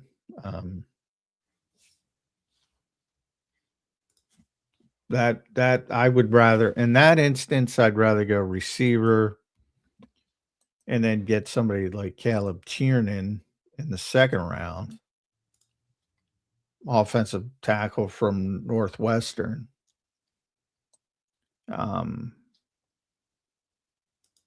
Yeah, I think that would be a better way to go. But, you know, it all depends on who the Eagles like. I'm going to do something different this year, and I'm going to pick what I think the Eagles are going to do and what I would do. I like that. Because of Stoutland's, you know, I'm trying to figure out, I don't know where they're going, and it might be Ian Acre. And I wouldn't go that way. So I'm going to try to do that. Get that sucker approved by Jeff Kerr. Yeah. Yeah. You mentioned Ty Simpson earlier. What do you think of Ty Simpson? I think he's fine. Not for the Eagles, just in general. Just in general. I think he's a second round pick, but I mean, I think he'll go in the first round. Like he's not part of that 18 that everyone's talking about. Yeah, no. But I mean, the position is the position, and somebody's going to be desperate, and somebody's going to take him in the first round. I think, even if the Jets pass on him, somebody else will come up because they'll want that extra year. Quarterback. Yeah, right. that fifth-year option is important. Like Fernando Mendoza, I'm sorry, man. Hey, Dane Brugler's, a lot of people, Dan Orlovsky got a lot of shit for saying Ty Simpson was the best quarterback in the draft ahead of Fernando Mendoza. That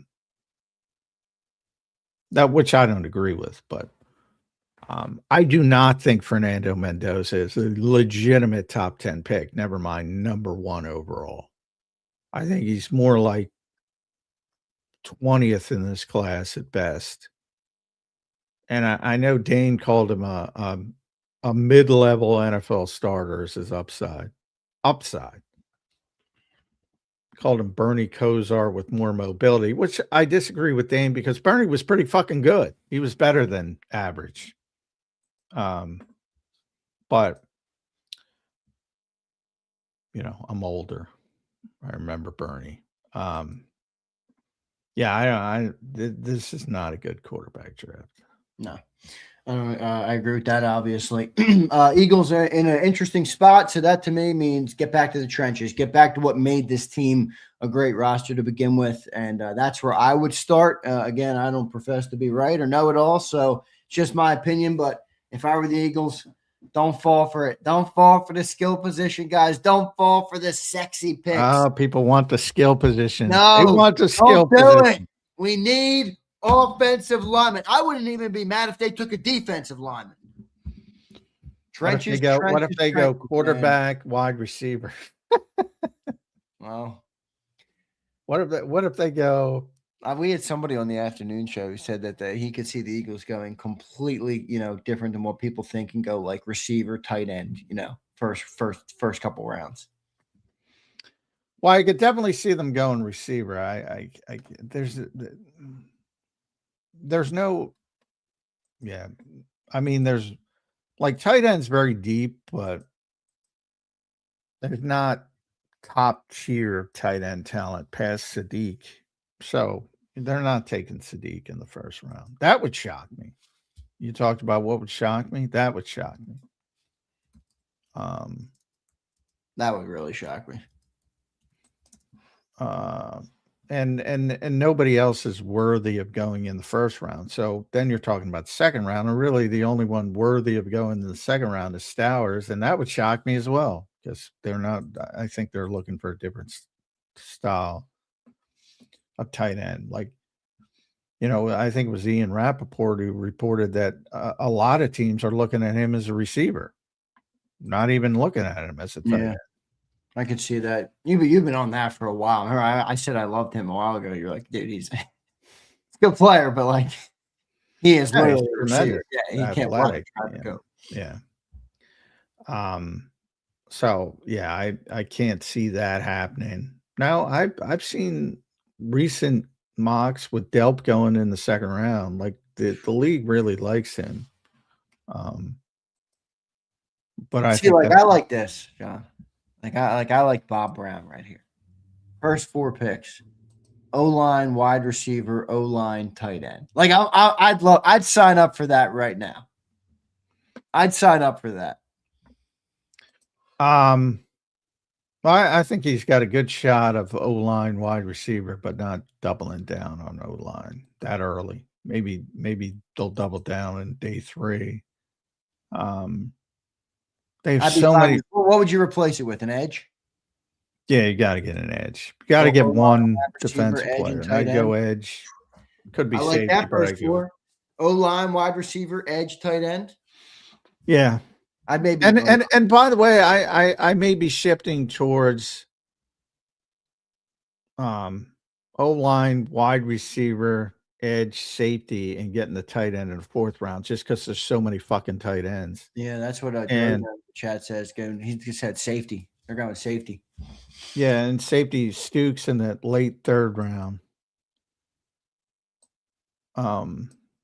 They might have to do that because there aren't as many safeties. And they seem to like Stukes, who's a lot of people will say is a corner, but I think they're looking at him as a safety, and Devin agreed with me, so I'm pretty confident they're looking at him as a safety. And they might, they can't risk waiting for the safety. They can risk waiting for a tight end because I think you got 4 tight ends that are kind of. You think Caleb Downs could fall? No, not far. No, I don't think to 23. I mean, just like he was like, some people were calling him like, you have him as a blue chip, right? You're one of your only 2 blue one chips. of 2. I mean, Jeremiah Love, Caleb Downs. That's it. Bang. It's over. Quick. I didn't read something, did I, on him? That somebody that people are souring on him. Well, he didn't, similar to his teammate, he, the one weakness, I guess, would be speed. He's not the super athlete from a speed perspective. But I can't imagine him dropping out of the top 10. But for those who criticize him, and remember, there's that game that goes on. You want to criticize. Maybe you tell your favorite reporter you're canoodling with that. There you go. There you go, John. Narrative control, baby. Hey, Caleb Downs can't run, and hoping that he falls to you. Narrative control, J-Mac. But that shit usually doesn't work. Yeah, well, maybe. But Vrabel's sitting over there, man. Everybody's different. Like Diana, please do anything you can to get me AJ Brown. We need receivers in New England. Okay, Mike, I'll do it for you. That shit. But again, every front office is different. The one thing I'd push back on, Devin mentioned trading up to 18. In Minnesota, I'm convinced that the Minnesota interim GM is not allowed to do anything. I'm convinced they haven't done a thing. You're right. Yeah. So I think he was just told to stand still. With the exception of signing Kyler Murray, which will make them a better team, but they've done nothing. I mean, nothing. And they actually have, I think Devin was looking at last year. They actually have 9 picks, I think. So they're not, they have picks, but I don't think they're moving. They're just taking the 18th pick and waiting for the new GM. Right. We'll see. Where do you think the highest the Eagles could trade up to it would be? Like 15? Yeah, probably realistically. It's going to cost a lot if they want to go to like 12 or 13. Well, I think I'm trying to think of what other player.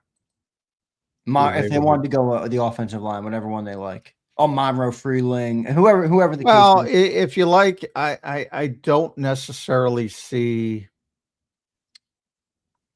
I think Freeling is going to go too high. He might go 6. So I don't think. If he goes 6, that'll be a hell of a draft riser. Yeah, I don't think. And it depends what Cleveland likes. I mean, it all depends. But I could see. Like I'm saying, like who else? I mean, I could see Cleveland going Tate. Yeah, they could. Malagoa is going to be gone. So, if you're talking about the realistic ones who fall, so that would be everybody else, with the exception of those 2, I think are going to go pretty high. So Malagoa and Freeling. So everybody else, there's a little bit of potential that they might fall. Fanu because of his arm length. And everybody else, Proctor, Lomu, Miller, Ian Acre. The only guy I'm going up to get is Vega from Penn State. Vega Awani. That's it. Here, let's go to super chat here. Silent Anarchy. I think that's what that says. We got a 3 or 4 in there. He says this. We need a list of the Arcega-Whiteside level players. His track record at receiver shows that's probably who we're getting. It is true, John, that Howie doesn't have. Well, a great track. one of the problems with Arcega-Whiteside is he's a contested catch guy who couldn't get separation, Yeah, well, and Salamander. he ended up not being a good contested catch guy. What Do you agree, made though? it I mean, worse. Howie hasn't been great drafting receivers. Devontae was a good draft pick, but other than that, I mean, there's not many. Well, remember there was a significant shift in Howie after the Rager pick because of the Correct. Rager pick, Yes, correct. and it's been pretty good since then. Yes, but only Um, one receiver in that time. Well, they haven't drafted offense basically, but yeah. Any late Um, round receivers that didn't work? Quez worked. That was a good pick. Well, Yeah, it was like a it's sixth interesting you rounder, say wasn't that. You're 100% right, but he was a 6th-round pick. That's what I mean. That's a pretty damn good 6th-round pick. I mean, Yeah. he contributed in a But big way. no, I'm glad you said that because most people don't agree with it. And I'm like, No. I've had that argument with it. I'm Yeah, like, I'm yeah, sure that's you have. You know, he drops that's one ball in a big game, and people are Yeah. like, "Yeah, terrible pick." Nah, that was a good pick. yeah. So it's regarded by NFL teams as a, They very took good John. I pick. think they took that John Hightower dude right before him, didn't they? In round 5. Yeah, he was close. not good. No, he wasn't. He He had could that run one. by people, but He had that. Yeah, sometimes- he had that one. Remember that one touchdown he had? Was that a preseason game where he caught the ball in the flat and the outside and just turned on the Jets? He did like a 360 to the outside and just boom, took it to the house. Yeah, he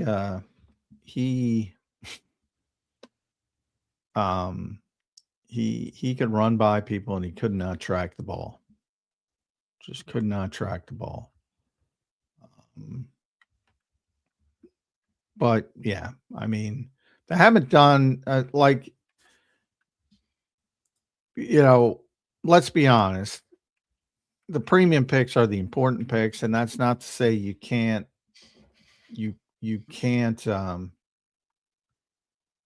develop players, and obviously you can point them all out from Tom Brady on down. Jason Kelsey here, everybody, but the reality is that those in Jordan Mailata, who's even in a different category, but you saw it last year with all the hype with Ty Robinson, and now people have given up on him, and you shouldn't give up on him because, you're not supposed to hit the ground running. And Mac McWilliams, Small Munden, Drew Kendall, Kyle McCord is gone. Miles Hinton, Cameron Williams, Antoine Powell-Ryland, there was some hype over as a 6th-round pick. He's gone. Where did he land somewhere, or is he not with the team? I'm sure he's somewhere. I gotta He look was it up. remember, he was a beast at Virginia Tech, man. Yeah, he was a big time college player. Yeah.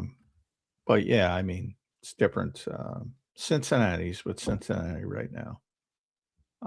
Antoine Powell-Ryland. So, he's still in the league, still trying to make it, but it's, you're mainly talking about, and I'll never forget 2024 when people were talking about Anais Smith and Trott and Trevor Keegan, like, oh, could they start? I mean, and Trotter looks like a damn good backup. Yeah, he does. Smith is gone to Carolina, I believe. Keegan's with the Cowboys. Johnny Wilson, was a 6th-round pick that year. We'll see if he can come back. Dylan McMahon got picked up by the Rams.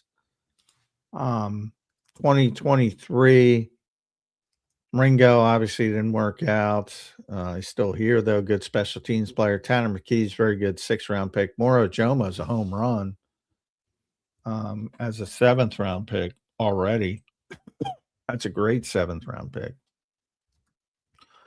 In 2022 is Kyron Johnson and Grant Calcaterra. I think Kyron Johnson's in the UFL. Grant's still hanging on. So, day 3 picks are not the same as premium picks. Yep, no doubt about it. No doubt about it. 8 minutes left to go on the show today. I want to thank everybody for being here today. Thanks to our 2 super chats, obviously coming off of the big drama TMZ week in the NFL world. TMZ! John, other side of that, real quick, we'll close on that.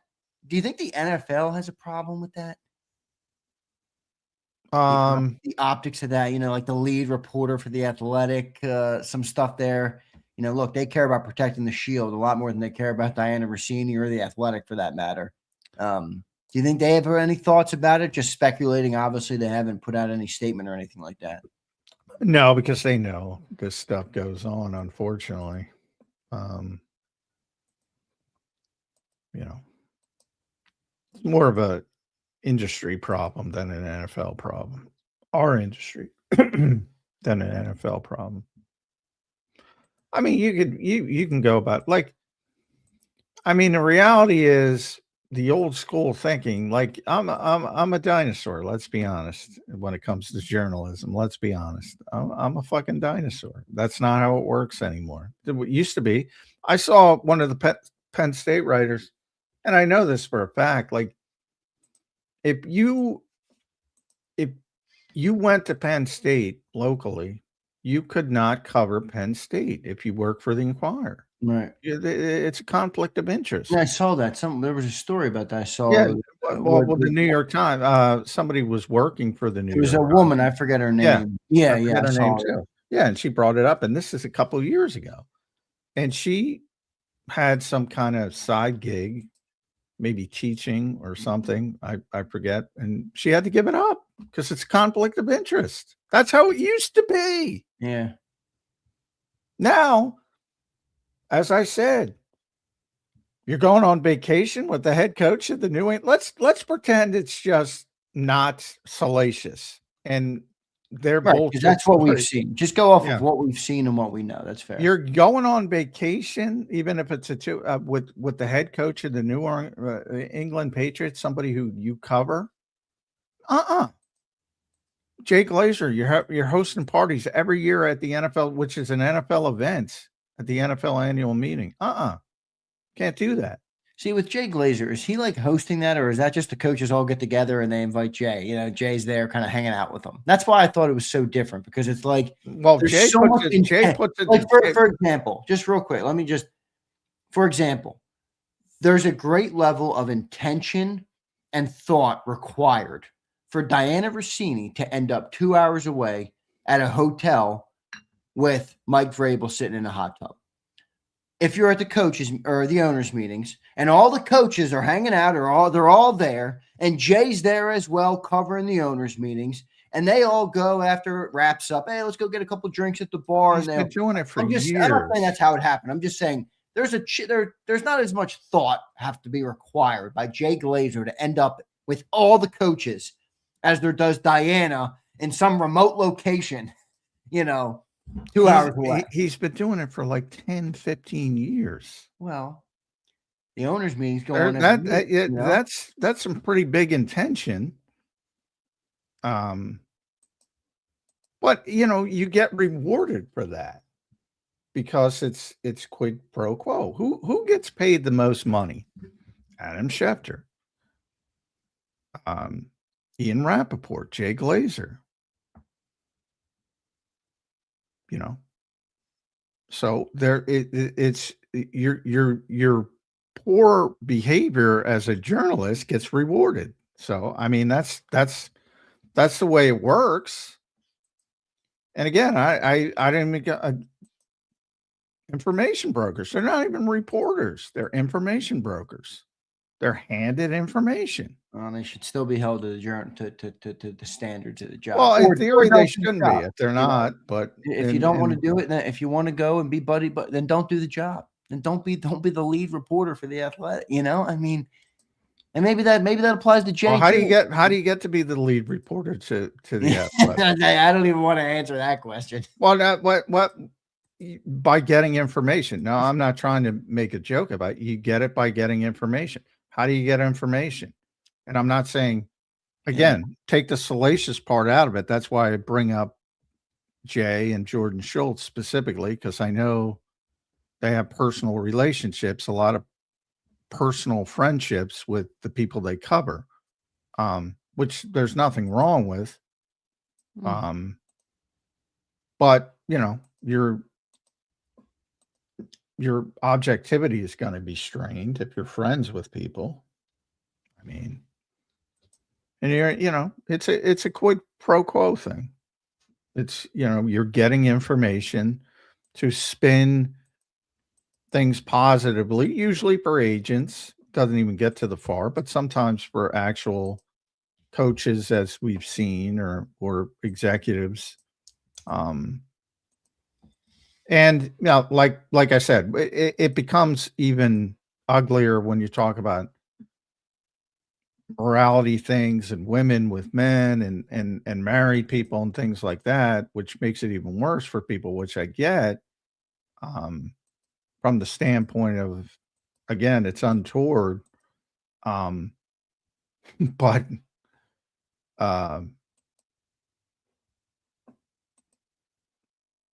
it's not like can we all stop being babies and say that, you know, there are certain women who will weaponize a certain aspect of things? I mean, do we have to pretend that doesn't exist? And like I said on yesterday's show, this to me impacts all the female reporters who want to do it the right way. Yeah. And they got another hurdle they got to overcome, because you got a bunch of assholes making jokes in the chats all across the country, not just on this show. Oh yeah, social media had a field day with this. So well, I mean, you know, I got bad news for you too. It makes your job tougher too, because John, I love you. Good luck competing with that, my friend. Well, that's the whole point. That's why, you know, people say all the time to us, you know, how come you guys don't get this? You're there, all that, whatever, you know, Schefter gets whatever. It doesn't have to be. And again, well, the thing has changed because, again, the agents are handing it to the people with the largest platforms. It's a self-fulfilling prophecy. How do you get the largest platform? You get the information by buddying up and doing the quid pro quo. And then the information broker system has been set up. So the rest of us are left to, all right, we got to confirm it, number one, and then we got to give the context to it. That's our jobs now. Because nobody's breaking news, because news isn't broken anymore. It's handed to a specific group of people. They're not uncovering anything. There's still good reporting, I think, that gets done. Yes, but in different ways. Yeah, very different ways. In different ways. The actual breaking of news is what I'm talking about. Like, you're not going to get any substance. Have you seen any substance on any of these issues from any of those reporters in years? The substance of it, of a signing, of a trade? No, you just get the bare bones. The contract numbers that the agents want out there, the trade, and then you get the context from everybody else. You know, when is the last time Schefter even wrote a story? Does he even write a story anymore? I don't know. I don't think he does. The industry you grew up in, John, is fucking shattered, bro. Well, yeah. I mean, well, it's not shattered because, as you said, some people value. I mean, yeah, but I'm saying at large. I mean, at large, it is. Well, if the way people think, if that's the way people want to think. Well, no, but even forget how people think. I mean, look at who the most powerful have become. You would, in a perfect world, the people who do your job the best would ultimately end up atop the mountain. That is clearly not the case. No. Well, like, and I say it all the time, so I'll say it again. To me, the best, and I'm not going to say it's me, so, and I appreciate when you say it's me, but I think Jeff McClain. Now, part of that is you know, the Inquirer and their status as well. Yeah, easier for him. I do think Jeff is a phenomenal reporter. But Jeff is a tremendous reporter. Yeah. Like, he doesn't break. No, sometimes he breaks news with the team, but he doesn't break like trades and contracts. No, he gives you the context that you just talked about a lot. Yeah. Yeah. That's where the good people stand out now. Yeah, I've taken a liking to McClain just because I do feel like I'm getting the truth and I'm getting a good reporter for sure. I like his podcast as well. So good stuff there. Johnny Mac, your final thought. We're a little overtime, man. I didn't even realize it. Your final thought here on a Thursday morning edition of Birds. TMZ will be back Friday with Rick Saratella, our buddy Rick baby. Saratella. Rick, did you get the NFL Draft Bible? I did. Yeah. Yeah, Exciting day. Yeah, I got Brugler's and Rick's on the same day. That's a good day. I got yesterday. I got the Draft Bible, and I got the courtesy of Big Sills. I got the no, not that. Let me pull it up here. I got the 2025 Black Book, baby. So I'm gonna have to use that sucker. Oh yeah. I could have given you that. You should have asked me. I know. I didn't really even think about it. And so I was like, yeah, let me send you this. I'm like, all right, I'll take it. So, all right, Johnny Mac, good show, my friend. I will catch up with you tomorrow. All right. Sounds good. All right. Thanks, brother. There's Johnny Mac, John McMullen, host of Birds 365. Give him a follow on X at JF McMullen. Appreciate all you guys being here today. Good show. Appreciate Devin Jackson doing it as well. All right. From the Inquirer, does a great job covering the NFL draft. Tomorrow we'll talk to Rick Saratella. I got to fix my camera before I fucking punch it. Before I take my boom, pop it in the head. Damn camera. Adjust one more time. I dare you, camera. Holy moly. Camera's been driving me crazy all show. I don't know if you guys have noticed this or not, but now it doesn't want to adjust. Are you kidding me? Oh, there it goes. There it goes. Yeah, there it goes. It's never done this in 3 years. Let me see this thing. I mean, can you still hear me? You can still hear me, right? I'm sure you can still hear me. Freaking shit camera.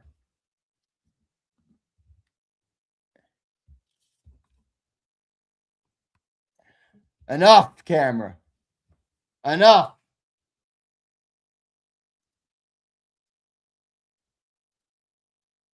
Enough. Webcam. It doesn't even let me change it. That's why I don't get it. Like, all right, let me try this now. Looks like a camera.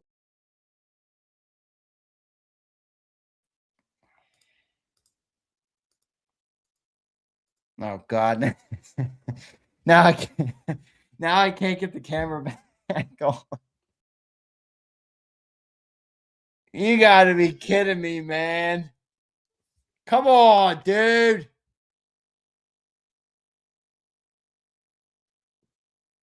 Come on. Alfredo, I'm blaming you. I'm blaming you for this, Alfredo. Izzy says, I need tech support. All right, Izzy, well, come and give me tech support then. Crying about it in the chat. One-man band here. All right, I think I got it now. Time to log off. Zander time is over. Yeah, it might be. There he is. If this thing starts readjusting, might be the last day of its life.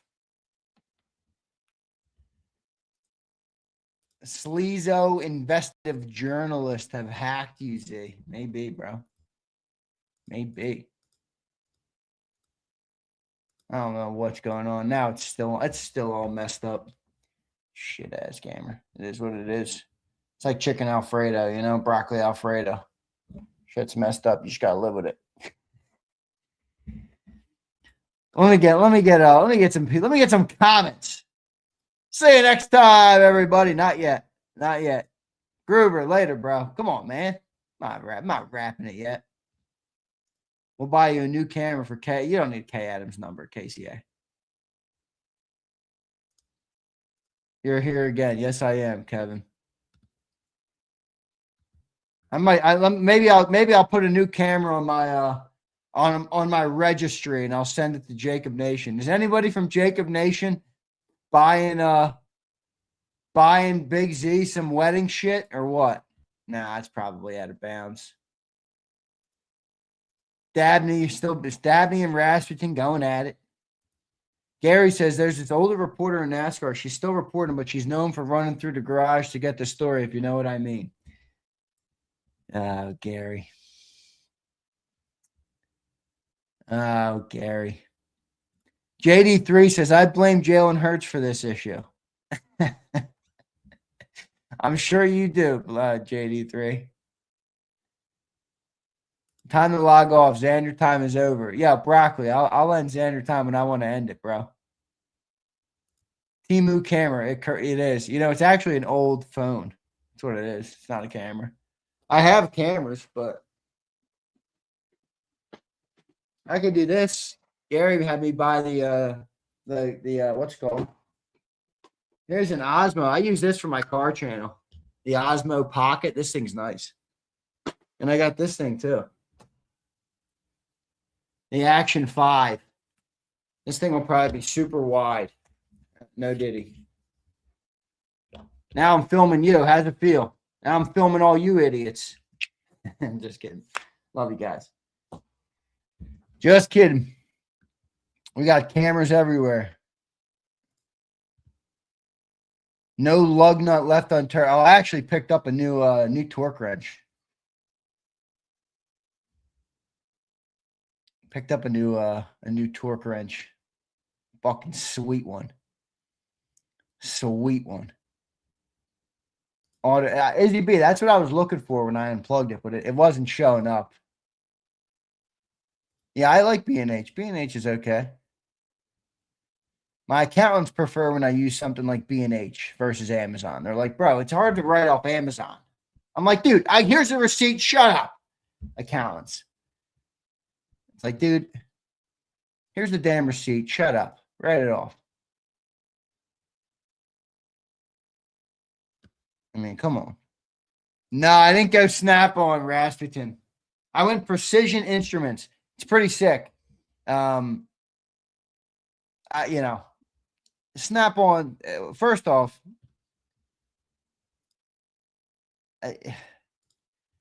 they're so nice, but dude, holy shit, they're expensive. I wanted the 3-pack. It was like $1,500. I'm like, all right, I'm gonna not do that right now. I bought the split beam from Precision Instruments. It's real nice. Split beam too, so it's kind of nicer than like a click type. Should be pretty good. Should be pretty good. Snap-on is sick. Snap-on, the brand is sick. I'm not gonna lie. I'm with you. I love it. I do have some. I have a Snap-on ratchet. You know what else I like? I like when it comes to tools, I like the German hand tools, dude. The German hand tools are so freaking good. I think they're better than Snap-on. Like what do they call those screwdrivers? Wera hand tools. Wera, W-E-R-A. I don't know how to pronounce it. It's German. The other things I like are the Knipex. K-N-I-P-E-X. I don't know how to pronounce that one either. German engineering. It's so good, dude.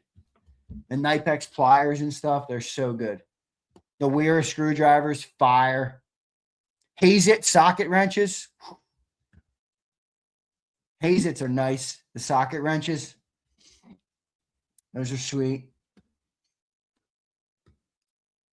Germans they really are, Brandon. Z, have you seen the report on no, I didn't. Ty Rec, yeah, there we go, Ty. Knipex makes incredible wrenches and stuff for plumbing. Yeah, they're sweet. They're sweet. Ty Rich, are you a blue collar guy who's in plumbing? Is that what I'm reading here? I always say to you guys, I wish I was like if I had to like it all went to shit and I had to restart, I'd go to trade school and just go working. I know some people, you wouldn't like it. I'm like, no, I'd like it. Believe me. I think I drive myself insane sitting in an office all day. That's why when spring rolls around and I can get outside, oh my God, I get outside as much as humanly possible. Yeah, Ty Rich, though, I'm getting the new place. I'm redoing the tool shed. I'm redoing the tool shed. That's why I got the new torque wrenches. I got the new sockets. I'm getting all the new shit, man. I'm a contractor. Nice, Ty. Nothing. All right, come on, Swag. I think you're messing up. Am I watching the I am. Yeah, I'm watching the Masters. Actually, my fiance's birthday is on Sunday, so we'll be watching it, but spend some time with her. I work a lot, folks, you know, work a lot.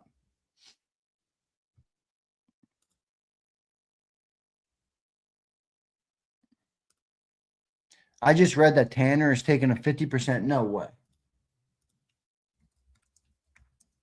Where are you seeing this? Where are you seeing this? Is that an underdog? Is underdog making this up to Will Tanner McKee's extension? Yeah, it probably won't let you post, although you should because you have a wrench. Email it to me, underdog. I'll look at it. I'll pull it up. Zander at JAKIB Sports.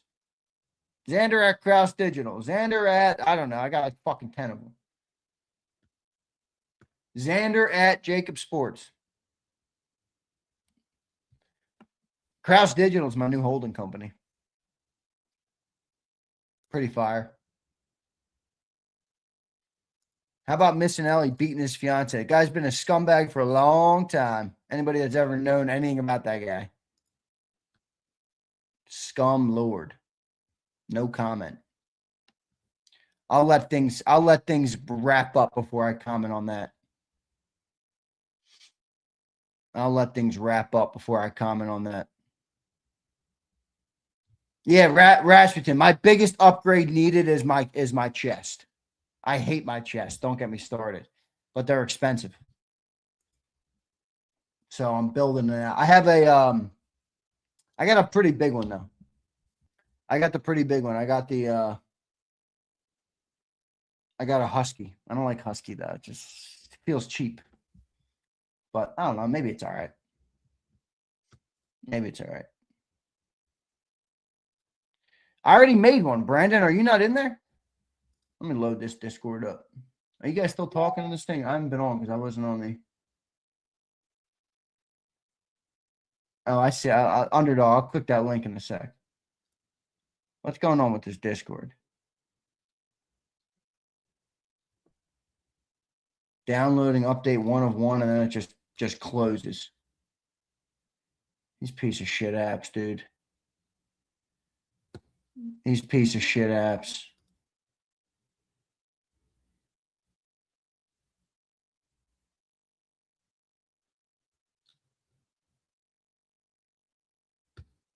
Gregory says, Xander, the two most important decisions in a man's life, your occupation and your spouse. My wife destroyed my life. Well, I'm sorry for you, Greg. I'm sorry for you. I agree with your assessment, though. I agree with your assessment.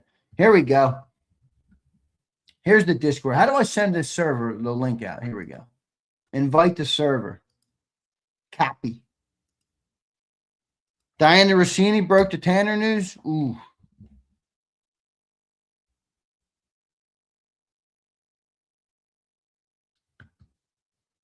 There's the, I think I just put the Discord link in there.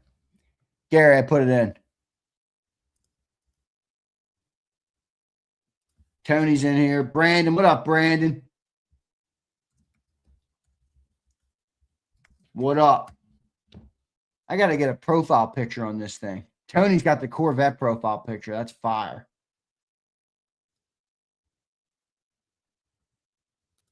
Tony's got the vet. Jimbo, what's your profile picture?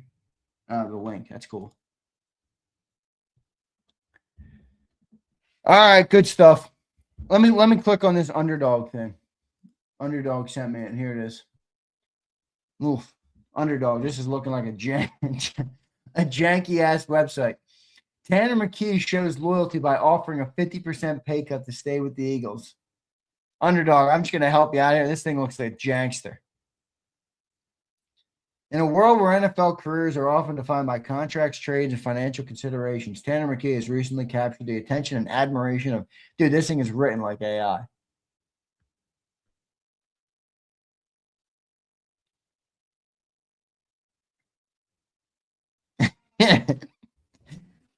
Bro, this is a fake.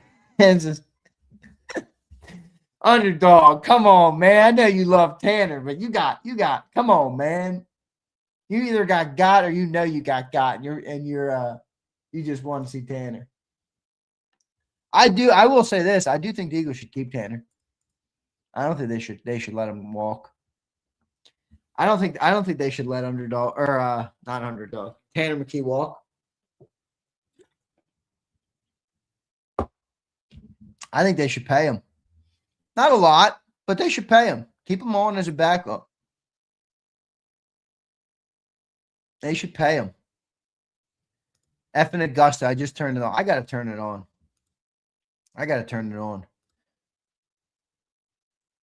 What up, Sauce It Up? What's good, Zander? How's everything going? And this whole Diana saga is crazy. Yeah, I'm with you. Sauce It Up. How's everything going? Everything's going great, man. I can't complain. I can't complain even one bit. Life is good. The Eagles are good. Business is good. Taxes are done. I got a fat IRS bill. You guys wouldn't even guess the IRS bill I have on my desk. This is where, Secunda, where are you? I know you love being a lib, and I'm fine with you being a libster. I don't really care what people's politics are. It really doesn't bother me either way. All right? Really doesn't. Bro. Yeah, shell out this money to the government. Where does it go? What's it for? Is it for anything good, Secunda? Even you, Secunda. I know you're like, yeah, raise taxes on people that make money. Raise the taxes. But do they even do anything, bro? Do they do any of the things that you want them to do? Some of the things you want, it's like, all right, yeah, I get it, man. You want health care for everybody. All right, it's fine. I understand it's not a perfect world, and that's probably not going to happen, but that's all right. You want that. I don't have a problem with you wanting that. I don't think it's possible, but you want that. Well, none of it goes to that. None of it goes to any of the things you want it to go to. Yeah, right, Sig. We gotta fight the war in Iran. That's what it goes to. It's ridiculous. It's ridiculous.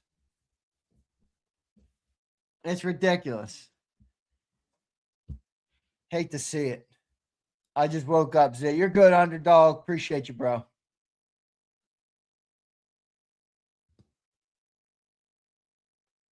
I mean, it's ridiculous.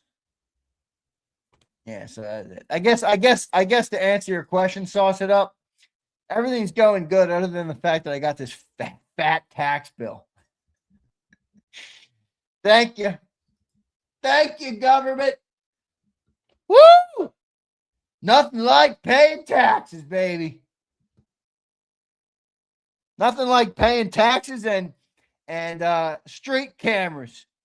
Street cameras in Philly that are all faulty and bullshit. They're all being challenged in court. Dumbest thing I ever did was pay that $400.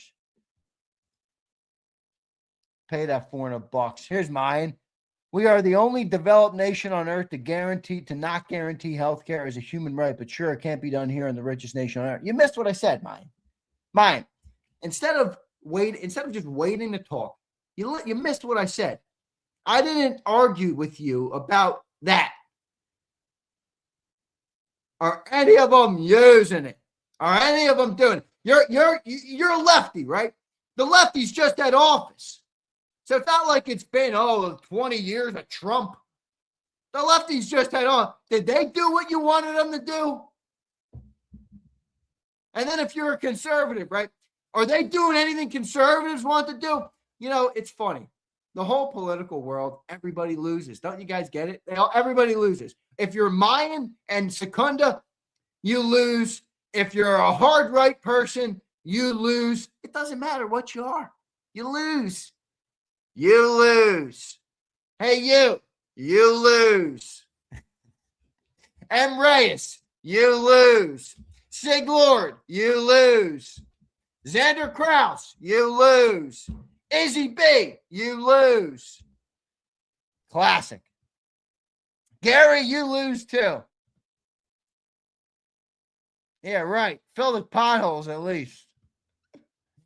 Oh, it is what it is. I'm done bitching about politics. I don't really care that much. The world keeps turning. The world keeps turning.